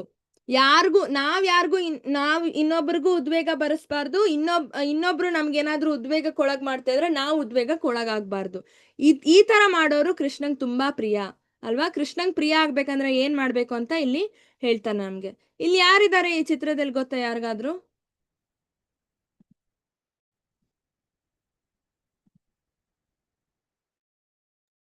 ಠಾಕೂರ್ ಅಂತ ಹೇಳ್ತಾರೆ, ಇನ್ ಕೆಲವರು ಸೂರ್ದಾಸ್ ಅಂತ ಹೇಳ್ತಾರೆ. ಹೇಳಿ ಪ್ರಕಾಶ್. ಸೂರ್ದಾಸ್. ಸೊ ಇವ್ರು ಏನ್ ಮಾಡ್ತಾ ಇದಾರೆ, ಕುರುಡ ಆದ್ರೂ ಸಹ ಭಕ್ತಿ ಸೇವೆ ಬಿಟ್ಟಿಲ್ಲ. ಸೊ ಕುರುಡುತನ ನಮಗೆ ಭಕ್ತಿ ಸೇವೆಯಿಂದ ಆಚೆ ತಗೊಂಡೋಗಲ್ಲ. ನಮ್ಗೆ ಏನೇ ಲೋಪ ಇರ್ಲಿ, ಭಕ್ತಿ ಸೇವೆಗೆಲ್ಲ ಮೀರಿದ್ದು ಅದು. ಭಕ್ತಿ ಸೇವೆ ಎಲ್ಲದಕ್ಕೂ ಮೀರಿರೋ ಕಾರಣ ಕುರುಡ ಆಗಿದ್ರು ಸಹ ಇವನು ಭಕ್ತಿ ಸೇವೆ, ಕೃಷ್ಣನ ಭಜನೆ ಮಾಡ್ತಾ ಇದ್ದಾನೆ ಅಲ್ವಾ. ಸೊ ಅವಾಗ ಏನಾಗ್ತಿದೆ, ಇಲ್ಲಿ ಸಾಕ್ಷಾತ್ ಕೃಷ್ಣ, ಬಾಲಕೃಷ್ಣನೇ ಬಂದು ಇವನ ಭಜನೆಗಳನ್ನ ಮುಂದೆ ಕುತ್ಕೊಂಡ್ ಮುಖಾಮುಖಿ ಕೇಳ್ತಾ ಇದ್ದಾನೆ ಅಲ್ವಾ. ಸೊ ಕೃಷ್ಣಂಗ್ ನಾವು ಅಷ್ಟು ಪ್ರಿಯ ಆಗ್ತೀವಿ. ನಮ್ಗೆ ಏನೇ ಬಂದ್ರು ಕೃಷ್ಣ ಕೊಟ್ಟಿರೋ ಮಹಾಪ್ರಸಾದ ಅಂತ ಹೇಳಿ ತಗೋಬೇಕು, ಸ್ವೀಕಾರ ಮಾಡ್ಬೇಕು. ಅವಾಗ ನಾವು ಕೃಷ್ಣಂಗೆ ಹತ್ರ ಆಗ್ತಾ ಹೋಗ್ತೀವಿ, ಕೃಷ್ಣಂಗೆ ಪ್ರಿಯ ಆಗ್ತಾ ಹೋಗ್ತೀವಿ. ಇಲ್ಲಿ ನೋಡಿ, ನೀವು ನೋಡ್ತಿರ್ಬೋದು, ಸಾಕ್ಷಾತ್ ಕೃಷ್ಣ ಬಂದು ಕೂತ್ಕೊಂಡ್ ಕೇಳಿಸ್ಕೊಂತ ಇದ್ದಾನೆ ಇವನ್ ಮಾಡೋ ಭಜನೆ. ಆದ್ರೆ ಇವನಿಗೆ ಮಾತ್ರ ಗೊತ್ತಾಗ್ತಾ ಇಲ್ಲ, ಯಾಕಂದ್ರೆ ಇವನು ಕುರುಡ ಅಲ್ವಾ. ಸೊ ಕೃಷ್ಣಂಗೆ ಪ್ರಿಯ ಆಗ್ತಾ ಹೋದಾಗ ನಮ್ಗೆ ಇನ್ನೂ ಹೆಚ್ಚಿನ ಕೃಷ್ಣ ನಮ್ಗೆ ಗೋಲಕಕ್ಕೆ ಹೋದಾಗ ಕೊಡ್ತಾ ಹೋಗ್ತಾನೆ. ಸೊ ಅದು ಇಂಪಾರ್ಟೆಂಟ್. ಆಮೇಲೆ ಕೃಷ್ಣ ಏನ್ ಹೇಳ್ತಾನೆ, ಅನಪೇಕ್ಷ ಸುಚಿರ್ದಕ್ಷ ಉದಾಸೀನೋ ಗತವ್ಯತ ಸರ್ವಾರಂಭ ಪರಿತ್ಯಾಗಿ ಯೋ ಮದ್ಭಕ್ತ ಸಮೇ ಪ್ರಿಯ. ಅನುವಾದ ಓದಿ ಯಾರಾದ್ರೂ? ಹರೇ ಕೃಷ್ಣ ಮಾತಾಜಿ. ಚಟುವಟಿಕೆಗಳ ಸಾಮಾನ್ಯ ನಡೆಯನ್ನು ಅವಲಂಬಿಸದಿರುವ, ಪರಿಶುದ್ಧನಾದ, ದಕ್ಷನಾದ, ಚಿಂತೆಯಿಲ್ಲದ, ಎಲ್ಲ ನೋವುಗಳಿಂದ ಮುಕ್ತನಾದ, ಯಾವ ಫಲಕ್ಕಾಗಿಯೂ ಶ್ರಮ ಪಡದ ಭಕ್ತನು ನನಗೆ ಬಹು ಪ್ರಿಯನಾದವನು. ಹರೇ ಕೃಷ್ಣ ಮಾತಾಜಿ. ಸೊ ನೋಡಿ, ಎಲ್ಲಾ ನೋವುಗಳಿಂದ ಮುಕ್ತನಾದ, ವೆರಿ ವೆರಿ ಇಂಪಾರ್ಟೆಂಟ್. ನಾವು ಇವಾಗ ಬರೀ ದುಃಖ ಪಡ್ತಾ ಇರ್ತೀವಿ, ಅಯ್ಯೋ ಅದಾಗ್ಲಿಲ್ಲ ಇದಾಗ್ಲಿಲ್ಲ, ರಾತ್ರಿ ನಿದ್ದೆ ಕೂಡ ಮಾಡಲ್ಲ ಅಲ್ವಾ, ನನ್ಗ್ ಬೇಕಾಗಿರೋದಾಗ್ಲಿಲ್ಲ. ಸೊ ಅಲ್ಲಿ ನನಗ್ ಬೇಕಾಗಿರೋದಾಗ್ಲಿಲ್ಲ ಅಂತ ಯಾವಾಗ ಬರುತ್ತೆ, ಅದು ಅಹಂಕಾರ ಅಂತ ಹೇಳ್ತೀವಿ ಅದನ್ನ ಅಲ್ವಾ. ಸೊ ಇಲ್ಲಿ ಅದನ್ನೇ ಅಹಂಕಾರ, ಅದನ್ನೇ ನಾವು ನಿರ್ಮೂಲನೆ ಮಾಡ್ಬೇಕು ಅಲ್ವಾ. ಸೊ ಅದಕ್ಕೆ ಇಲ್ಲಿ ಕೃಷ್ಣ ಹೇಳ್ತಿದ್ದಾನೆ, ಚಟುವಟಿಕೆಗಳ ಸಾಮಾನ್ಯ ನಡೆಯನ್ನು ಅವಲಂಬಿಸದಿರುವ ಅಲ್ವಾ. ಸೊ ಈ ತರ ನಾವು ಪರಿಶುದ್ಧತೆ ಯಾವಾಗ ಬರುತ್ತೆ, ಎಲ್ಲಾನು ನಾನು ಕೃಷ್ಣಂಗ್ ಬಿಡ್ತೀನಿ ಅಂತ ಹೇಳಿದಾಗ ಬರುತ್ತೆ ಪರಿಶುದ್ಧತೆ. ಅಲ್ಲಿ ನಮ್ಗೆ ಲ್ಯಾಮೆಂಟೇಶನ್ ಇರಲ್ಲ, ಅಯ್ಯೋ ಈ ತರ ಆಗ್ಲಿಲ್ವಲ್ಲ, ಅಯ್ಯೋ ಹಿಂಗ್ ಆಗ್ಬಿಡ್ತಲ್ಲ ಏನ್ ಮಾಡೋದು, ಆ ತರ ಆಗ್ಬಿಡ್ತಲ್ಲ ಏನ್ ಮಾಡೋದು, ಆ ತರ ಆ ನೋವುಗಳಿಂದ ಮುಕ್ತನಾದ ಅಂತ ಹೇಳ್ತಿದ್ದಾನೆ ಕೃಷ್ಣ. ಆ ತರ ನಾವ್ ಯಾವಾಗ್ಲೂ ನೋವು ಪಡ್ಕೋಬಾರ್ದು, ಯಾಕಂದ್ರೆ ಅದೆಲ್ಲ ಕೃಷ್ಣನ ಆಜ್ಞೆಯಲ್ಲೇ ಏನೂ ಆಗಲ್ಲ ಅಲ್ವಾ. ಇವಾಗ ನಾವು ನೋವು ಪಡ್ಕೊಂಡ್ರೆ ಏನಾಗುತ್ತೆ, ನಮ್ಗೆ ಅರಿವಿಲ್ದೇನೆ ನಾವು ಕೃಷ್ಣನ ವಿರುದ್ಧ ಹೋಗ್ತಿದೀವಿ. ಯಾಕಂದ್ರೆ ಕೃಷ್ಣ ನಮ್ಗೇನೋ ಬೇರೆದ್ ಕೊಡ್ಬೇಕಂತ ಇರುತ್ತೆ, ಆದ್ರೆ ಅದು ಕೊಟ್ಟಾಗ ನಾವ್ ಅದನ್ನ ಸ್ವೀಕಾರ ಮಾಡ್ದಂಗೆ ನೋವು ಪಡ್ಕೋತೀವಿ. ಅಯ್ಯೋ ಹಿಂಗಾಯ್ತಲ್ಲ, ಅದು ಸಿಕ್ಕಿದ್ರೆ ಚೆನ್ನಾಗಿರ್ತಿತ್ತು, ಅದು ಸಿಕ್ಕಿದ್ರೆ ಚೆನ್ನಾಗಿರ್ತಿತ್ತು, ಹಿಂಗಾಗಿದ್ರೆ ಚೆನ್ನಾಗಿರ್ತಿತ್ತು, ಹಿಂಗಾಗೋಯ್ತಲ್ಲ ಅಂತ ನಾವ್ ಯಾವಾಗ ಅನ್ಕೋತೀವಿ, ಕೃಷ್ಣ ನಮ್ಗೆ ಏನ್ ಕೊಟ್ಟಿದ್ದಾನೋ ಅದು ನನಗ್ ಬೇಡ, ನನಗ್ ಬೇರೆ ಏನೋ ಬೇಕು ಅಂತ ನಾವು ಕೃಷ್ಣನ ವಿರುದ್ಧ ಹೋದಾಗೆ ಅಲ್ವಾ. ಸೊ ಅದಕ್ಕೆ ಅದನ್ನ ಆತರ ಎಲ್ಲ ಮಾಡಿದಾಗ ನಾವು ಕೃಷ್ಣನ್ ಪ್ರಿಯರಾಗಲ್ಲ. ಎಲ್ಲಾ ಫಲಕ್ಕಾಗಿಯೂ ಯಾವ ಫಲಕ್ಕಾಗಿಯೂ ಶ್ರಮ ಪಡದ ನನ್ಗೆ ಇದೇ ಬೇಕು ಅದೇ ಬೇಕು ಅಂತ ಫಲಕ್ಕೆ ಶ್ರಮ ಫಲ ಕೃಷ್ಣ ನಿರ್ಣಯ, ದೈವ ನಿರ್ಣಯ ಅಲ್ವಾ. ಸೊ ಈ ತರ ಇರೋನು ಕೃಷ್ಣಂಗೆ ಅತ್ಯಂತ ಪ್ರಿಯ. ಸೊ ಅದಕ್ಕೆ ಒಂದು ಎಕ್ಸಾಂಪಲ್ ನಿಮ್ಗೆಲ್ಲರಿಗೂ ಗೊತ್ತು, ಯಾರಿದು ಚಿತ್ರದಲ್ಲಿರೋನು? ಪ್ರಹ್ಲಾದ ಭಕ್ತ ವೆರಿ ನೈಸ್. ಎಲ್ಲರಿಗೂ ಗೊತ್ತಿರೋ ಒಂದು ಎಕ್ಸಾಂಪಲ್ ಪ್ರಹ್ಲಾದ್ ಮಹಾರಾಜ್ ಅಲ್ವಾ. ಸೊ ಅವ್ನ್ ಈ ತರನೇ ಇದ್ದ, ನನಗ್ ಸುಖ ಬರ್ಲಿ ದುಃಖ ಬರ್ಲಿ, ಈ ತರ ಆಗ್ಲಿ ಆ ತರ ಆಗ್ಲಿ, ನನಗ್ ಸಾವು ಬಂದ್ರು ಪರವಾಗಿಲ್ಲ ಅನ್ನೋ ತರ ಇದ್ದ ಪ್ರಹ್ಲಾದ್ ಮಹಾರಾಜ್ ಅಲ್ವಾ. ಸಾವು ಬಂದ್ರು ಅವ್ನ್ ಹೆದರ್ಲಿಲ್ಲ. ಯಾರಾದ್ರೂ ನೋಡಿದಾರಾ ಮೂವಿ? ಎಷ್ಟ್ ಜನ ನೋಡಿದೀರಾ? ನೋಡಿದ್ವಿ ಮಾತಾಜಿ. ಎಲ್ಲರೂ ನೋಡಿದೀರಾ? ದಯವಿಟ್ಟು ಹೋಗಿ ನೋಡಿ. ಎಷ್ಟೊಂದ್ಸರಿ ಯಾವ್ದ್ಯಾವ್ದೋ ಕೆಲ್ಸಕ್ ಬರ್ದಿರೋ ಮೂವೀಸ್ಗೆಲ್ಲ ಹೋಗ್ತೀವಿ, ಈ ಮೂವಿ ದಯವಿಟ್ಟು ನೋಡಿ, ತುಂಬಾ ತುಂಬಾ ಚೆನ್ನಾಗಿದೆ ಅಲ್ವಾ. ನಮ್ಮ ಭಕ್ತಿ ಅಂದ್ರೆ ಏನು ಅಂತ ಹೇಳ್ಕೊಡುತ್ತೆ ಆ ಮೂವಿ ನಮ್ಗೆ ಅಲ್ವಾ. ಸೊ ದಯವಿಟ್ಟು ಎಲ್ಲರೂ ಹೋಗಿ ನೋಡಿ, ನೋಡಿಲ್ಲ ಅಂದ್ರೆ. ಅದ್ರಲ್ಲಿ ಏನೋ ಏನ್ ಬಂದ್ರು ಕುಗ್ಗಲ್ಲ ಕೃಷ್ಣ ಅಲ್ವಾ. ಏನ್ ಬಂದ್ರು ಪ್ರಹ್ಲಾದ್ ಮಹಾರಾಜ್ ಅಲ್ವಾ. ಅವನು ಎಷ್ಟೊಂದು ವಿಧವಾಗಿ ಅವರಪ್ಪ ಟ್ರೈ ಮಾಡ್ತಾನಲ್ಲ ಹಿರಣ್ಯಕಶಿಪವನ್ನ ಸಾಯಿಸಕ್ಕೆ. ಅವನು ಫಲದ ಮೇಲೆ ಅಧಿಕಾರ ಕೊಡ್ಲಿಲ್ಲ. ಅಯ್ಯೋ ನಂಗೆ ಸತ್ತೋಗ್ಬಿಟ್ರೆ ಏನ್ ಮಾಡೋದು ಅಂತ ಅವನು ಅಳ್ಳಿಲ್ಲ, ನೋವು ಪಡ್ಲಿಲ್ಲ ಅಲ್ವಾ. ಸಾಲದಕ್ಕೆ ಅವನೇನ್ ಹೇಳ್ತಾ ಇದ್ದ ಎಲ್ರಿಗೂ, ಕೃಷ್ಣ ನನ್ನನ್ನ ಉಳಿಸ್ತೇ ಇರ್ಲಿ, ಇವಾಗ ನನ್ನನ್ನ ಈ ಬೆಟ್ಟದಿಂದ ತಳ್ಳಿ, ಆದ್ರೆ ಕೃಷ್ಣ ನನ್ಗೆ ಉಳಿಸ್ಬೇಕು ಅಂತ ನಾನು ಯಾವತ್ತೂ ಪ್ರಾರ್ಥನೆ ಮಾಡಲ್ಲ. ನಾನ್ ಬರೀ ಅವನ ನಾಮ ಜಪ ಮಾತ್ರ ಮಾಡ್ತೀನಿ, ಓಂ ನಮೋ ಭಗವತೆ ವಾಸುದೇವಾಯ. ಯಾಕಂದ್ರೆ ಆ ಕಾಲದಲ್ಲಿ ಅದೇ ಆ ಯುಗದಲ್ಲಿ ಆ ನಾಮ ಹೇಳ್ಬೇಕಿತ್ತು ಅಲ್ವಾ. ನಾನ್ ಬರೀ ಕೃಷ್ಣನ ನಾಮ ಹೇಳ್ತೀನಿ, ನನಗೆ ಉಳಿಸ್ಬೇಕು ಅಂತ ಅವನಿಗೆ ಅನ್ಸಿದ್ರೆ ನನ್ನನ್ನ ಉಳಿಸ್ಲಿ, ಅವ್ನಿಗೆ ಉಳಿಸ್ಬಾರ್ದು ಅಂತ ಅನ್ಸಿದ್ರೆ ಅವ್ನ್ ನನ್ನನ್ನ ಸಾಯಿಸ್ಲಿ, ಎಲ್ಲಾ ಕೃಷ್ಣಂಗ್ ಬಿಟ್ಟಿದ್ದು ಅಂತ ಹೇಳ್ದ. ಅದು ಕಂಪ್ಲೀಟ್ ಶರಣಾಗತಿ ಅಲ್ವಾ. ನಾವ್ ಆ ಸ್ಟೇಜಿಗೆ ಬರ್ಬೇಕು. ಆ ಸ್ಟೇಜಿಗೆ ಕಂಪ್ಲೀಟ್ ಅಹಂಕಾರ ಕಳ್ಕೊಂಡಾಗ ಬರ್ತೀವಿ. ನನಗಿದು ಬೇಕು, ನನಗದು ಬೇಕು ಅಂತ ನಾನು ಅಂತ ಮೋಹ ಇದ್ರೆ ಅದು ಅಹಂಕಾರ ಅಂತ ಕರಿತೀವಿ. ಅವಾಗ ಕೃಷ್ಣಂಗ್ ಪ್ರಿಯ ಆಗ್ಬೇಕಾ, ಕೃಷ್ಣಂಗ್ ದೂರ ಆಗ್ಬೇಕಾ, ನಾವೇ ತೀರ್ಮಾನ ಮಾಡಿ ನಡ್ಕೋಬೇಕಾಗಿ ಬರುತ್ತೆ. ನೆಕ್ಸ್ಟ್ ಏನ್ ಹೇಳ್ತಾನೆ ಕೃಷ್ಣ? ನೆಕ್ಸ್ಟ್ ಹೇಳ್ತಾನೆ, ಯೋ ನ ಹೃಷ್ಯತಿ ನ ದ್ವೇಷ್ಟಿ ನ ಶೋಚತಿ ನ ಕಾಂಕ್ಷತಿ ಶುಭ ಪರಿತ್ಯಾಗಿ ಭಕ್ತಿಮಾನ್ ಯಾ ಸಮೇ ಪ್ರಿಯ. ಅನುವಾದ ಓದಿ ಯಾರಾದ್ರೂ. ಹರೇ ಕೃಷ್ಣ ಮಾತಾಜಿ. ಅನುವಾದ: ಯಾರು ಹರ್ಷ ಪಡುವುದಿಲ್ಲವೋ, ದುಃಖ ಪಡುವುದಿಲ್ಲವೋ, ಯಾರು ಶೋಕಿಸುವುದಿಲ್ಲವೋ, ಭಯಪಡುವುದಿಲ್ಲವೋ, ಯಾರು ಶುಭಾಶುಭಗಳನ್ನು ಪರಿತ್ಯಾಗ ಮಾಡುತ್ತಾರೋ ಅಂತಹ ಭಕ್ತನು ನನಗೆ ಬಹು ಪ್ರಿಯವಾದವನು. ಧನ್ಯವಾದಗಳು ಮಾತಾಜಿ. ಹರಿಬೋಲ್. ನೋಡಿ, ಇಲ್ಲಿ ಖುಷಿ ಕೂಡ ಪಡಬಾರ್ದು ಅಂತ ಕೃಷ್ಣ ಹೇಳ್ತಾನೆ. ಯಾಕೆ ಖುಷಿ ಪಟ್ಟಾಗ ನಮ್ಗೆ ಗರ್ವ ಬರುತ್ತೆ. ಓ ನಾನಿದ್ ಮಾಡ್ಬಿಟ್ಟು, ನನಗಿದ್ ಸಿಕ್ಬಿಡ್ತು, ನಾನಿದ್ ಮಾಡ್ಬಿಟ್ಟೆ ಅಂತ ನಾವ್ ಯಾವಾಗ ಖುಷಿ ಪಡ್ತಾ ಹೋಗ್ತೀವಿ, ಅದ್ ನಮಗೆ ಖುಷಿ ಅಂತ ನಾವ್ ಅನ್ಕೋಬಹುದು. ಆದ್ರೆ ಆಕ್ಚುಲಿ ಅದು ಒಳಗಡೆ ಪ್ರೈಡ್ ಅಂತ ಹೇಳ್ತಾರೆ ಅಲ್ವಾ. ಜಂಬ, ಗರ್ವ ಇದಕ್ಕೆಲ್ಲ ದಾರಿ ಮಾಡ್ತಾ ಹೋಗುತ್ತೆ. ಅದಕ್ಕೆ ಖುಷಿ ಪಡ್ಬಾರ್ದು, ದುಃಖ ಪಡ್ಬಾರ್ದು, ಸಮಚಿತ್ತ ಆಗಿರ್ಬೇಕು, ಶೋಕಿಸಬಾರ್ದು, ಭಯ ಪಡ್ಬಾರ್ದು ಅಲ್ವಾ. ಶುಭನ ಈಕ್ವಲ್ ಆಗಿ ತಗೋಬೇಕು. ಈ 1 ಪಾಯಿಂಟ್ ಕೃಷ್ಣ ಹೇಳ್ತಾನೆ ಹೋಗ್ತಾನೆ. ಈ 1 ಪಾಯಿಂಟ್ ತುಂಬಾ ಇಂಪಾರ್ಟೆಂಟ್. ಇದು ಮಾಡಿದ್ರೆ ನಾವು ಕೃಷ್ಣಂಗೆ ಪ್ರಿಯ ಆಗ್ತಾ ಹೋಗ್ತೀವಿ. ಸೊ ಇದು ಅಂಬರೀಷ್ ಮಹಾರಾಜ್ ಅವರ ಕಥೆ. ಆಕ್ಚುಲಿ ಅವನು ಅಷ್ಟೇ, ಅವನ್ನ ದೂರ್ವಾಸ ಮುನಿ ಕಟ್ಟಾಕಿ ತುಂಬಾ ಹಿಂಸೆ ಕೊಡ್ತಾ ಇದ್ರು. ಆದ್ರೂ ಅಂಬರೀಷ್ ಮಹಾರಾಜ್ ಏನ್ ಮಾಡ್ತಾನೆ, ಪ್ರಹ್ಲಾದ್ ಮಹಾರಾಜ್ ತರ ಕೃಷ್ಣನ ಪ್ರಾರ್ಥನೆ ಮಾಡ್ತಾ ಹೋಗ್ತಾನೆ. ಅವಾಗ ಏನಾಗುತ್ತೆ, ಕೃಷ್ಣ ಸುದರ್ಶನ್ ಚಕ್ರನ್ ಕಳಿಸ್ತಾನೆ ದೂರ್ವಾಸ ಮುನಿನ ಕೊಲ್ಲಕ್ಕೆ. ಆಕ್ಚುಲಿ ನಾವ್ ಈ ಕತೆ ಡಿಸ್ಕಸ್ ಮಾಡಿದ್ವಿ ಅಂತ ಅನ್ಸುತ್ತೆ ಅಲ್ವಾ. ಸೊ ಸುದರ್ಶನ್ ಚಕ್ರತ್ ಕಳಿಸ್ತಾನೆ, ನಾವು ಆಗ್ಲೇ ನೋಡಿದ್ವಿ ಈ ಕಥೆನ ಅಲ್ವಾ. ಸೊ ದೃಢ ಚಿತ್ತದಿಂದ ಕೃಷ್ಣನನ್ನ ಭಕ್ತಿ ಸೇವೆ ಮಾಡ್ತಾ ಇರ್ತಾನೆ ಅಂಬರೀಷ್ ಮಹಾರಾಜ್. ಅವಾಗ ಯಾರು ಸಹ ಏನು ಮಾಡಕ್ ಆಗಲ್ಲ ನಮ್ಗೆ ಅಲ್ವಾ. ಈ ಧೈರ್ಯ ಇರ್ಬೇಕು, ಕೃಷ್ಣ ಕಾಪಾಡ್ತಾನೆ, ಅವಶ್ಯ ರಕ್ಷಿಬೆ ಕೃಷ್ಣ ಅಲ್ವಾ. ನಾವು ಕೃಷ್ಣ ಸೇವೆಯಲ್ಲಿ ಮುಳುಗಿದ್ರೆ ಕೃಷ್ಣ ನಮ್ಮನ್ನ ಡೆಫಿನೆಟ್ ಆಗಿ ಕಾಪಾಡ್ತಾನೆ ಅನ್ನೋ ನಂಬಿಕೆ ಇರ್ಬೇಕು. ಅದನ್ನೇ ಶ್ರದ್ಧೆ ಅಂತ ಕರಿತೀವಿ. ಸಮಶತ್ರೌ ಚ ಮಿತ್ರೌ ಚ ತಥಾ ಮನಾಪಮಾನಯೋ ಶೀತೋಷ್ಣ ಸುಖ ದುಃಖೇಶು ಸಮಸಂಗ ತುಲ್ಯನಿಂದಾಸ್ತು ತಿರ್ಮೌನಿ ಸಂತುಷ್ಟ ಕೇನಚಿತ್ ಅನಿಕೇತ ಸ್ಥಿರಮತೇರ್ಭಕ್ತಿಮಾನ್ ಮೇ ಪ್ರಿಯೋ ನರಃ. ಅನುವಾದ. ಹರೇ ಕೃಷ್ಣ ಮಾತಾಜಿ. ಅನುವಾದ. ಮಿತ್ರರು ಶತ್ರುಗಳ ವಿಷಯದಲ್ಲಿ ಒಂದೇ ರೀತಿ ಇರುವವನು, ಮಾನಪಮಾನಗಳಲ್ಲಿ, ಶೀತೋಷ್ಣಗಳಲ್ಲಿ, ಕೀರ್ತಿ ಅಪಕೀರ್ತಿಗಳಲ್ಲಿ ಸಮಚಿತ್ತನಾಗಿರುವವನು, ಕಲ್ಮಶವನ್ನುಂಟು ಮಾಡುವ ಎಲ್ಲಾ ಸಹವಾಸಗಳಿಂದ ಮುಕ್ತನು, ಸದಾ ಮೌನಿಯಾಗಿದ್ದು ಅಲ್ಪತೃಪ್ತನು, ವಾಸಸ್ಥಳದಲ್ಲಿ ಆಸಕ್ತಿ ಇಲ್ಲದವನು, ಸ್ಥಿರಮತಿಯು, ಭಕ್ತಿ ಸೇವೆಯಲ್ಲಿ ನಿರತನೂ ಆದವನು ನನಗೆ ಬಹು ಪ್ರಿಯನಾದವನು. ಧನ್ಯವಾದಗಳು. ಹರೇ ಕೃಷ್ಣ. ಸೊ ನೋಡಿ, ಮಾನ ಅಪಮಾನ, ಶೀತೋಷ್ಣ, ಕೀರ್ತಿ ಅಪಕೀರ್ತಿ, ದ್ವಂದ್ವ ಇರಬಾರ್ದು ಅಲ್ವಾ. ಇದು ಒಳ್ಳೇದು, ಇದು ಕೆಟ್ಟದು, ಇದು ನನಗ್ ಲಾಭ, ಇದು ನನಗ್ ನಷ್ಟ, ಈ ತರ ಯಾವಾಗ ನಾವ್ ಇದಕ್ ಮೀರಿ ಬರ್ತೀವೋ ಆವಾಗ ನಾವು ಕೃಷ್ಣನ್ಗೆ ಪ್ರಿಯ ಆಗ್ತಾ ಹೋಗ್ತೀವಿ ಅಂತ ಕೃಷ್ಣ ಹೇಳ್ತಾನೆ. ನೆಕ್ಸ್ಟ್ ಕೃಷ್ಣ ಹೇಳ್ತಿದ್ದಾನೆ, ಏತು ಧರ್ಮಾಮೃತಂ ಇದಂ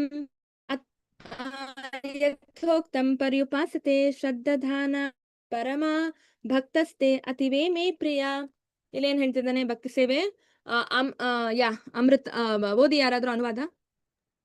ಅನುವಾದ. ಯಾರು ಭಕ್ತಿ ಸೇವೆಯ ಈ ಅಮೃತ ಮಾರ್ಗವನ್ನು ಹಿಡಿದು ಶ್ರದ್ಧೆಯಿಂದ ನನ್ನನ್ನೇ ಪರಮ ಗುರಿಯನ್ನಾಗಿ ಮಾಡಿಕೊಳ್ಳುವವರೋ ಅವರು ನನಗೆ ಬಹು ಬಹು ಪ್ರಿಯರು. ಧನ್ಯವಾದಗಳು ಮಾತಾಜಿ. ಹರಿ ಬೋಲ್. ಸೊ ನೋಡಿ ಏನ್ ಹೇಳ್ತಿದ್ದಾನೆ ಕೃಷ್ಣ. ಕೃಷ್ಣನನ್ನ ನಾವು ಈ ಜೀವನದ ಗುರಿಯನ್ನಾಗಿ ಮಾಡ್ಕೋಬೇಕು. ಕೃಷ್ಣನ್ ಸೇರೋದೇ ನಮ್ ಗುರಿ. ಅದಕ್ ನಾವ್ ಏನ್ ಮಾಡ್ಬೇಕು? ಎಲ್ಲಾ ಮಾಡ್ಬೇಕು ಅಲ್ವಾ. ಸೊ ಆ ತರ ಇರೋರು ಕೃಷ್ಣಂಗೆ ಅತ್ಯಂತ ಬಹು ಬಹು ಬಹು ಬಹು ಪ್ರಿಯ ಅಂತ ಕೃಷ್ಣ ಹೇಳ್ತಿದ್ದಾನೆ ಅಲ್ಲ.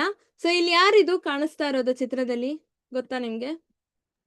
ಸುಧಾಮ. ವೆರಿ ನೈಸ್, ಸುಧಾಮ ಅಲ್ವಾ. ಸೊ ಸುಧಾಮ ಬಂದ ಕೃಷ್ಣ ಏನ್ ಮಾಡ್ತಾನೆ?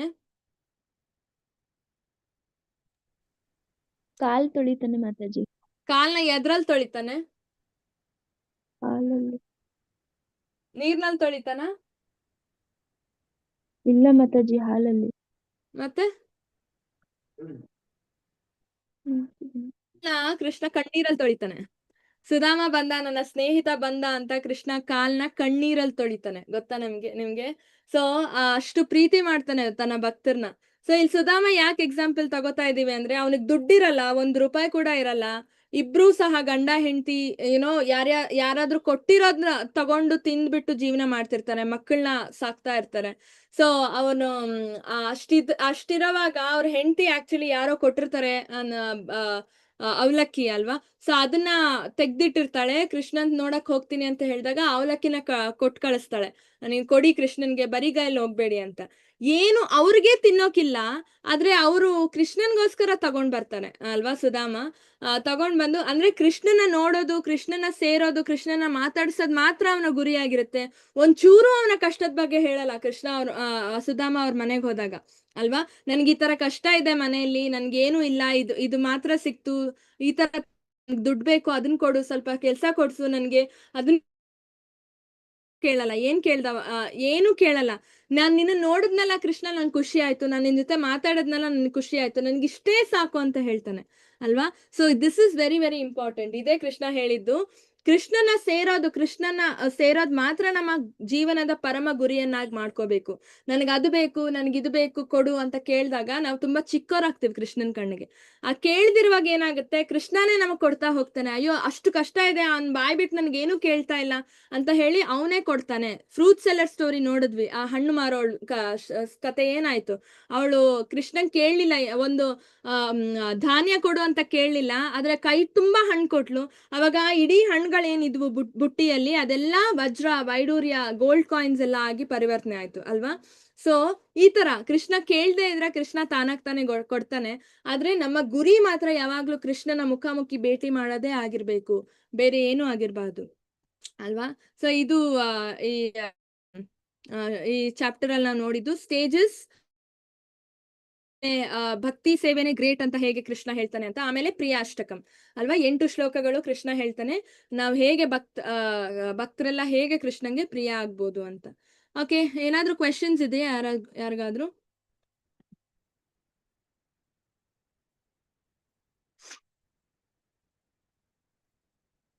ಯಾರಿಗೂ ಏನು ಪ್ರಶ್ನೆ ಇಲ್ವಾ? ಓಕೆ, ಪ್ರಶ್ನೆ ಇಲ್ಲ ಅಂದ್ರೆ ನಾವು ಶ್ಲೋಕ ಸ್ಟಾರ್ಟ್ ಮಾಡ್ಬೋದು. ಹರೇ ಕೃಷ್ಣ ಮಾತಾಜಿ. ಹರೇ ಕೃಷ್ಣ ಮಾತಾಜಿ, ಧನ್ಯವಾದ ಮಾತಾಜಿ.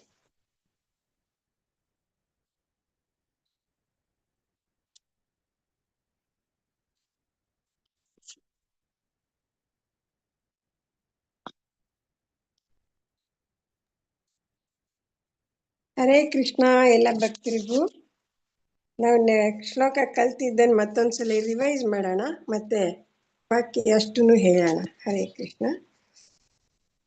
ರಿಪೀಟ್ ಮಾಡಿ ನಾನು ಹೇಳಿದ್ಮೇಲೆ. ಓಂ ಶ್ರೀ ಪರಮಾತ್ಮನೇ ನಮಃ. ಪರಮಾತ್ಮನೇ ನಮಃ. ಮನ್ಮನಾ ಭವ ಮದ್ಭಕ್ತೋ ಮನ್ಮನಾ ಭವ ಮದಭಕ್ತೋ ಮದ್ಯಾಜೀ ಮಾಂ ನಮಸ್ಕುರು. ಮದ್ಯಾಜೀ ಮಾಂ ನಮಸ್ಕುರು. ಮಾಂ ಯೇ ವೈಶ್ಯಸಿ ಯುಕ್ತೈವಂ ಮಾಂ ಯೇ ವೈಶ್ಯಸಿ ಯುಕ್ತೈವಂ ಆತ್ಮಾನಂ ಮತ್ಪರಾಯಣಃ. ಆತ್ಮಾನಂ ಮತ್ಪರಾಯಣಃ. ಮನ್ಮನಾ ಭವ ಮದ್ಭಕ್ತೋ ಮದ್ಯಾಜೀ ಮಾಂ ನಮಸ್ಕುರು. ಮನ್ಮನಾ ಭವ ಮದಭಕ್ತೋ ಮದ್ಯಾಜೀ ಮಾಂ ನಮಸ್ಕುರು. ಯೇ ವೈಶ್ಯಸಿ ಯುಕ್ತೈವಂ ಆತ್ಮಾನಂ ಮತ್ಪರಾಯಣಃ. ಮಾಂ ಯೇ ವೈಶ್ಯಸಿ ಯುಕ್ತೈವಂ ಆತ್ಮಾನಂ ಮತ್ಪರಾಯಣಃ. ಮನ್ಮನಾ ಭವ ಮದ್ಭಕ್ತೋ ಮದ್ಯಾಜೀ ಮಾಂ ನಮಸ್ಕುರು. ಮಾಂ ಯೇ ವೈಶ್ಯಸಿ ಯುಕ್ತೈವಂ ಆತ್ಮಾನಂ ಮತ್ಪರಾಯಣಃ. ಮನ್ಮನಾ ಭವ ಮದ್ಭಕ್ತೋ ಮದ್ಯಾಜೀ ಮಾಂ ನಮಸ್ಕುರು. ಮಾಂ ಯೇ ವೈಶ್ಯಸಿ ಯುಕ್ತೈವಂ ಆತ್ಮಾನಂ ಮತ್ಪರಾಯಣಃ. ಮನ್ಮನಾ ಭವ ಮದ್ಭಕ್ತೋ ಮದ್ಯಾಜೀ ಮಾಂ ನಮಸ್ಕುರು. ಮಾಂ ಯೇ ವೈಶ್ಯಸಿ ಯುಕ್ತೈವಂ ಆತ್ಮಾನಂ ಮತ್ಪರಾಯಣಃ. ಮನ್ಮನಾ ಭವ ಮದ್ಭಕ್ತೋ ಮದ್ಯಾಜೀ ಮಾಂ ನಮಸ್ಕುರು. ಮಾಂ ಯೇ ವೈಶ್ಯಸಿ ಯುಕ್ತೈವಂ ಆತ್ಮಾನಂ ಮತ್ಪರಾಯಣಃ. ಹರೇ ಕೃಷ್ಣ. ಎಲ್ರು ಮೊದ್ಲಿಂದ ಒಬ್ರು ಓದಿ ಇಷ್ಟ ಇರೋರೆಲ್ಲ. ಹರೇ ಕೃಷ್ಣ. ಹರೇ ಕೃಷ್ಣ ಮಾತಾಜಿ. ಹರೇ ಹರೇ ಕೃಷ್ಣ. ಕೃಷ್ಣ. ಧೃತರಾಷ್ಟ್ರ ಉವಾಚ ಧರ್ಮಕ್ಷೇತ್ರೇ ಕುರುಕ್ಷೇತ್ರೇ ಸಮವೇತ ವಿವೃತ್ರಃ ಮಮ ಕಾಂ ಪಾಂಡವಶ್ಚ ವಾ ಕಿಮಕುರ್ವತ ಸಂಜಯಃ. ದೇಹಿನೋ ನೆಸ್ಮಿನ್ ಯಥಾ ದೇಹೇ ಕೌಮಾರಂ ಯೌವನಂ ಜರಾ ತದಾ ದೇಹಾಂತರ ಪ್ರಾಪ್ತಿರ್ ಧೀರ ತತ್ರ ನ ಮುಹ್ಯತಿ. ಪವಿತ್ರಾಣಾಯ ಸಾಧೂನಾಂ ವಿನಾಶಾಯ ಚ ದುಷ್ಕೃತಾಂ ಧರ್ಮ ಸಂಸ್ಥಾಪನಾರ್ಥಾಯ ಸಂಭವಾಮಿ ಯುಗೆ ಯುಗೆ. ಭೋಕ್ತಾರಂ ಯಜ್ಞ ತಪಸಾಂ ಸರ್ವಲೋಕಮಹೇಶ್ವರಂ ಸುಭದ್ರಂ ಸರ್ವಭೂತಾನಾಂ ಜ್ಞಾತ್ವಾ ಮಾಂ ಶಾಂತಿಂ ಮುಚ್ಯತಿ. ಅಂತಕಾಲೇ ಚ ಮಾಮೇವ ಸ್ಮರನ್ ಮುಕ್ತ್ವಾ ಕಲೇವರಂ ಯಃ ಪ್ರವಾತಿ ಮದ್ಭವಂ ಯಾತಿ ನಾಸ್ತಿ ಅತ್ರ ಸಂಶಯಃ. ಮನ್ಮನಾ ಭವ ಮದ್ಭಕ್ತೋ ಮದ್ಯಾಜೀ ಮಾಂ ನಮಸ್ಕುರು. ಮಾಂ ಯೇ ವೈಶ್ಯಸಿ ಯುಕ್ತೈವಂ ಆತ್ಮಾನಂ ಮತ್ಪರಾಯಣಂ. ಹರೇ ಕೃಷ್ಣ. ಪರಾಯಣಃ. ಹರೇ ಕೃಷ್ಣ ಮಾತಾಜಿ. ನೆಕ್ಸ್ಟ್ ಹೇಳಿ. ಹರೇ ಕೃಷ್ಣ ಮಾತಾಜಿ. ಹರೇ ಕೃಷ್ಣ. ಧೃತರಾಷ್ಟ್ರ ಉವಾಚ ಧರ್ಮಕ್ಷೇತ್ರೇ ಕುರುಕ್ಷೇತ್ರೇ ಸಮವೇತಾಯುಸ್ತವಃ ಮಮತಾ ಪಾಂಡವಶ್ಚೈವ ಕಿಮಕುರ್ವತ ಸಂಜಯ. ದೇಹಿನೋऽಸ್ಮಿನ್ ಯಥಾ ದೇಹೇ ಕೌಮಾರಂ ಯೌವನಂ ಜರಾ ತಥಾ ದೇಹಾಂತರ ಪ್ರಾಪ್ತೆ ಧೀರಸ್ತತ್ರ ನ ಮುಹ್ಯತಿ. ಪರಿತ್ರಾಣಾಯ ಸಾಧೂನಾಂ ವಿನಾಶಾಯ ಚ ದುಷ್ಕೃತಾಂ ಧರ್ಮ ಸಂಸ್ಥಾಪನಾರ್ಥಾಯ ಸಂಭವಾಮಿ ಯುಗೆ ಯುಗೆ.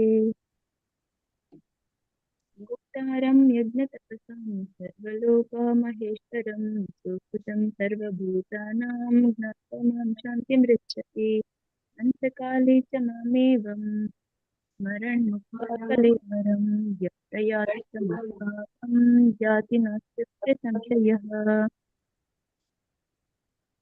ಮನ್ಮನಾ ಭವ ಮದ್ಭಕ್ತೋ ಮದ್ಯಾಜೀ ಮಾಂ ನಮಸ್ಕುರು. ಮಾಮೇ ವೈಶ್ಯಸಿ ಯುಕ್ತೈವಂ ಆತ್ಮನಾಂ ಮತ್ಪರಾಯಣಃ. ಧನ್ಯವಾದಗಳು. ಹರೇ ಕೃಷ್ಣ. ಧನ್ಯವಾದ ಮಾತಾಜಿ. ನೆಕ್ಸ್ಟ್ ಹೇಳಿ. ಮಾತಾಜಿ. ಹರೇ ಕೃಷ್ಣ.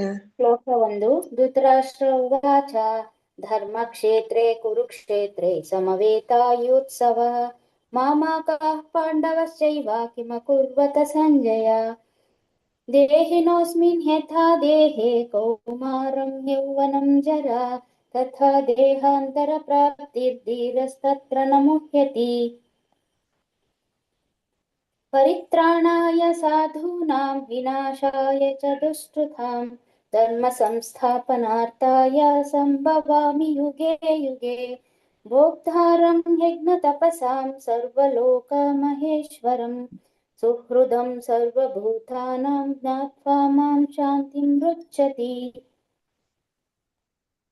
ಅಂತ್ಯಕಾಲೇ ಚ ಮಾಂ ಏವ ಸ್ಮರನ್ ಮುಕ್ತ್ವಾ ಕಲೇವರಂ ಯಃ ಪ್ರಯಾತಿ ಸಮದ್ಭಾವಂ ಯಾತಿ ನಾಸ್ತಿ ಹತ್ರ ಸಂಶಯಃ.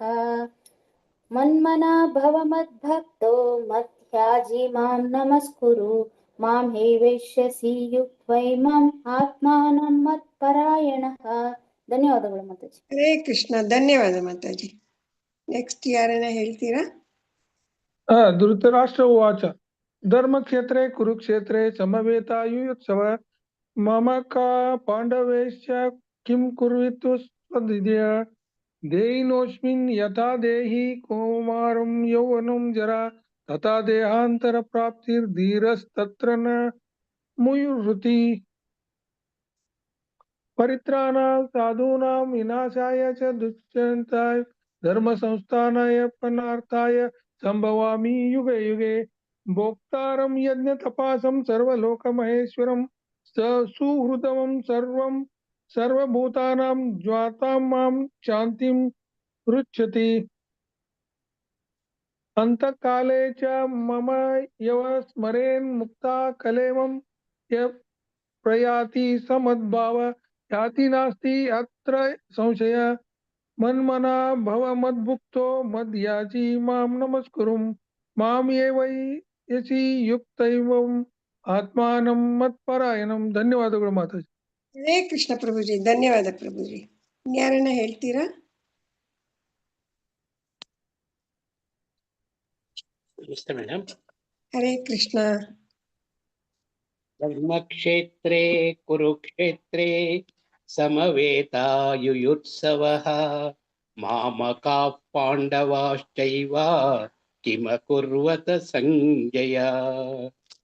ದೇಹಿನೋಸ್ಮಿನ್ ಯಥಾ ದೇಹೇ ಕೌಮಾರಂ ಯೌವನಂ ಜರಾ ತಥಾ ದೇಹಾಂತರ ಪ್ರಾಪ್ತಿರ್ಧೀರಸ್ತತ್ರ ನ ಮುಹ್ಯತಿ. ಪರಿತ್ರಾಣಾಯ ಸಾಧೂನಾಂ ವಿನಾಶಾಯ ಚ ದುಷ್ಕೃತಾಂ ಧರ್ಮ ಸಂಸ್ಥಾಪನಾರ್ಥಾಯ ಸಂಭವಾಮಿ ಯುಗೆ ಯುಗೆ.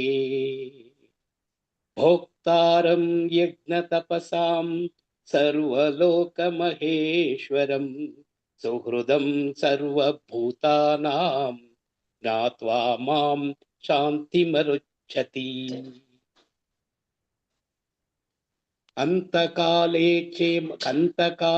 ಚ ಮಾಂ ಏವ ಸ್ಮರನ್ ಮುಕ್ತ್ವಾ ಕಲೇವರಂ ಯಃ ಪ್ರಯಾತಿ ಸಮದ್ಭಾವಂ ಯಾತಿ ನಾಸ್ತಿ ಅತ್ರ ಸಂಶಯಃ. ಮನ್ಮನಾ ಭವ ಮದ್ಭಕ್ತೋ ಮದ್ಯಾಜಿ ಮಾಂ ನಮಸ್ಕುರು ಮಾಂ ಯೇ ವೈಸ್ಯಸಿ ಯುಕ್ತೈವಂ ಆತ್ಮಾನಂ ಮತ್ಪರಾಯಣಃ. ಧನ್ಯವಾದಗಳು ಗುರುಗಳೇ. ಪ್ರಭುಜಿ. ಧನ್ಯವಾದ ಪ್ರಭುಜಿ. ಇನ್ಯಾರನ್ನ ಹೇಳ್ತೀರಾ? ಹರೇ ಕೃಷ್ಣ. ಧೃತರಾಷ್ಟ್ರ ಉವಾಚ ಧರ್ಮಕ್ಷೇತ್ರೇ ಕುರುಕ್ಷೇತ್ರೇ ಸಮವೇತಾಯುಯುತ್ಸವಃ ಮಾಮಕಾ ಪಾಂಡವಶ್ಚೈವ ಕಿಮಕುರ್ವತ ಸಂಜಯ. ದೇಹಿನೋಸ್ಮಿನ್ ಯಥಾ ದೇಹೇ ಕೌಮಾರಂ ಯೌವನಂ ಜರಾ ತಥಾ ದೇಹಾಂತರ ಪ್ರಾಪ್ತಿರ್ಧೀರಸ್ತತ್ರ ನ ಮುಹ್ಯತಿ. ಪರಿತ್ರಾಣಾಯ ಸಾಧೂನಾಂ ವಿನಾಶಾಯ ಚ ದುಷ್ಕೃತಾಂ ಧರ್ಮ ಸಂಸ್ಥಾಪನಾರ್ಥಾಯ ಸಂಭವಾಮಿ ಯುಗೆ ಯುಗೆ ಭೋಕ್ತಾರಂ ಯಜ್ಞತಪಸಾಂ ಸರ್ವಲೋಕಮಹೇಶ್ವರಂ ಸುಹೃದಂ ಸರ್ವಭೂತಾನಾಂ ಜ್ಞಾತ್ವಾ ಮಾಂ ಶಾಂತಿಮೃಚ್ಛತಿ ಅಂತಕಾಲೇ ಚ ಮಾಮೇವ ಸ್ಮರನ್ ಮುಕ್ತ್ವಾ ಕಲೇವರಂ ಯಃ ಪ್ರಯಾತಿ ಸಮದ್ಭಾವಂ ಯಾತಿ ನಾಸ್ತ್ಯತ್ರ ಸಂಶಯಃ ಮನ್ಮನಾ ಭವ ಮದ್ಭಕ್ತೋ ಮದ್ಯಾಜಿ ಮಾಂ ನಮಸ್ಕುರು ಮಾಮೇ ಯೇ ವೈಶ್ಯಸಿ ಯುಕ್ತೈವಂ ಆತ್ಮಾನಂ ಮತ್ಪರಾಯಣಃ. ಹರೇ ಕೃಷ್ಣ. ಎಲ್ಲ ಭಕ್ತಾದಿಗಳಿಗೆ ಧನ್ಯವಾದಗಳು. ನಾಳೆ ಮತ್ತೊಂದು ಹೊಸ ಶ್ಲೋಕದಿಂದ ನಾವು ಮತ್ತೆ ಭೇಟಿಯಾಗೋಣ. ಹರೇ ಕೃಷ್ಣ. ಧನ್ಯವಾದ ಮಾತಾಜಿ. ನಮಸ್ಕಾರ. ಧನ್ಯವಾದಗಳು. ಧನ್ಯವಾದಗಳು. ಹರೇ ಕೃಷ್ಣ. ಧನ್ಯವಾದಗಳು ಗುರುಗಳೇ. ಹರೇ ಕೃಷ್ಣ ಪ್ರಭುಜಿ. ಧನ್ಯವಾದ ಪ್ರಭುಜಿ. ಎಂಡ್ ಮಾಡ್ತೀನಿ. ಮಾತಾಜಿ ಧನ್ಯವಾದಗಳು. ಧನ್ಯವಾದ. ಹರೇ ಕೃಷ್ಣ. ಹರಿ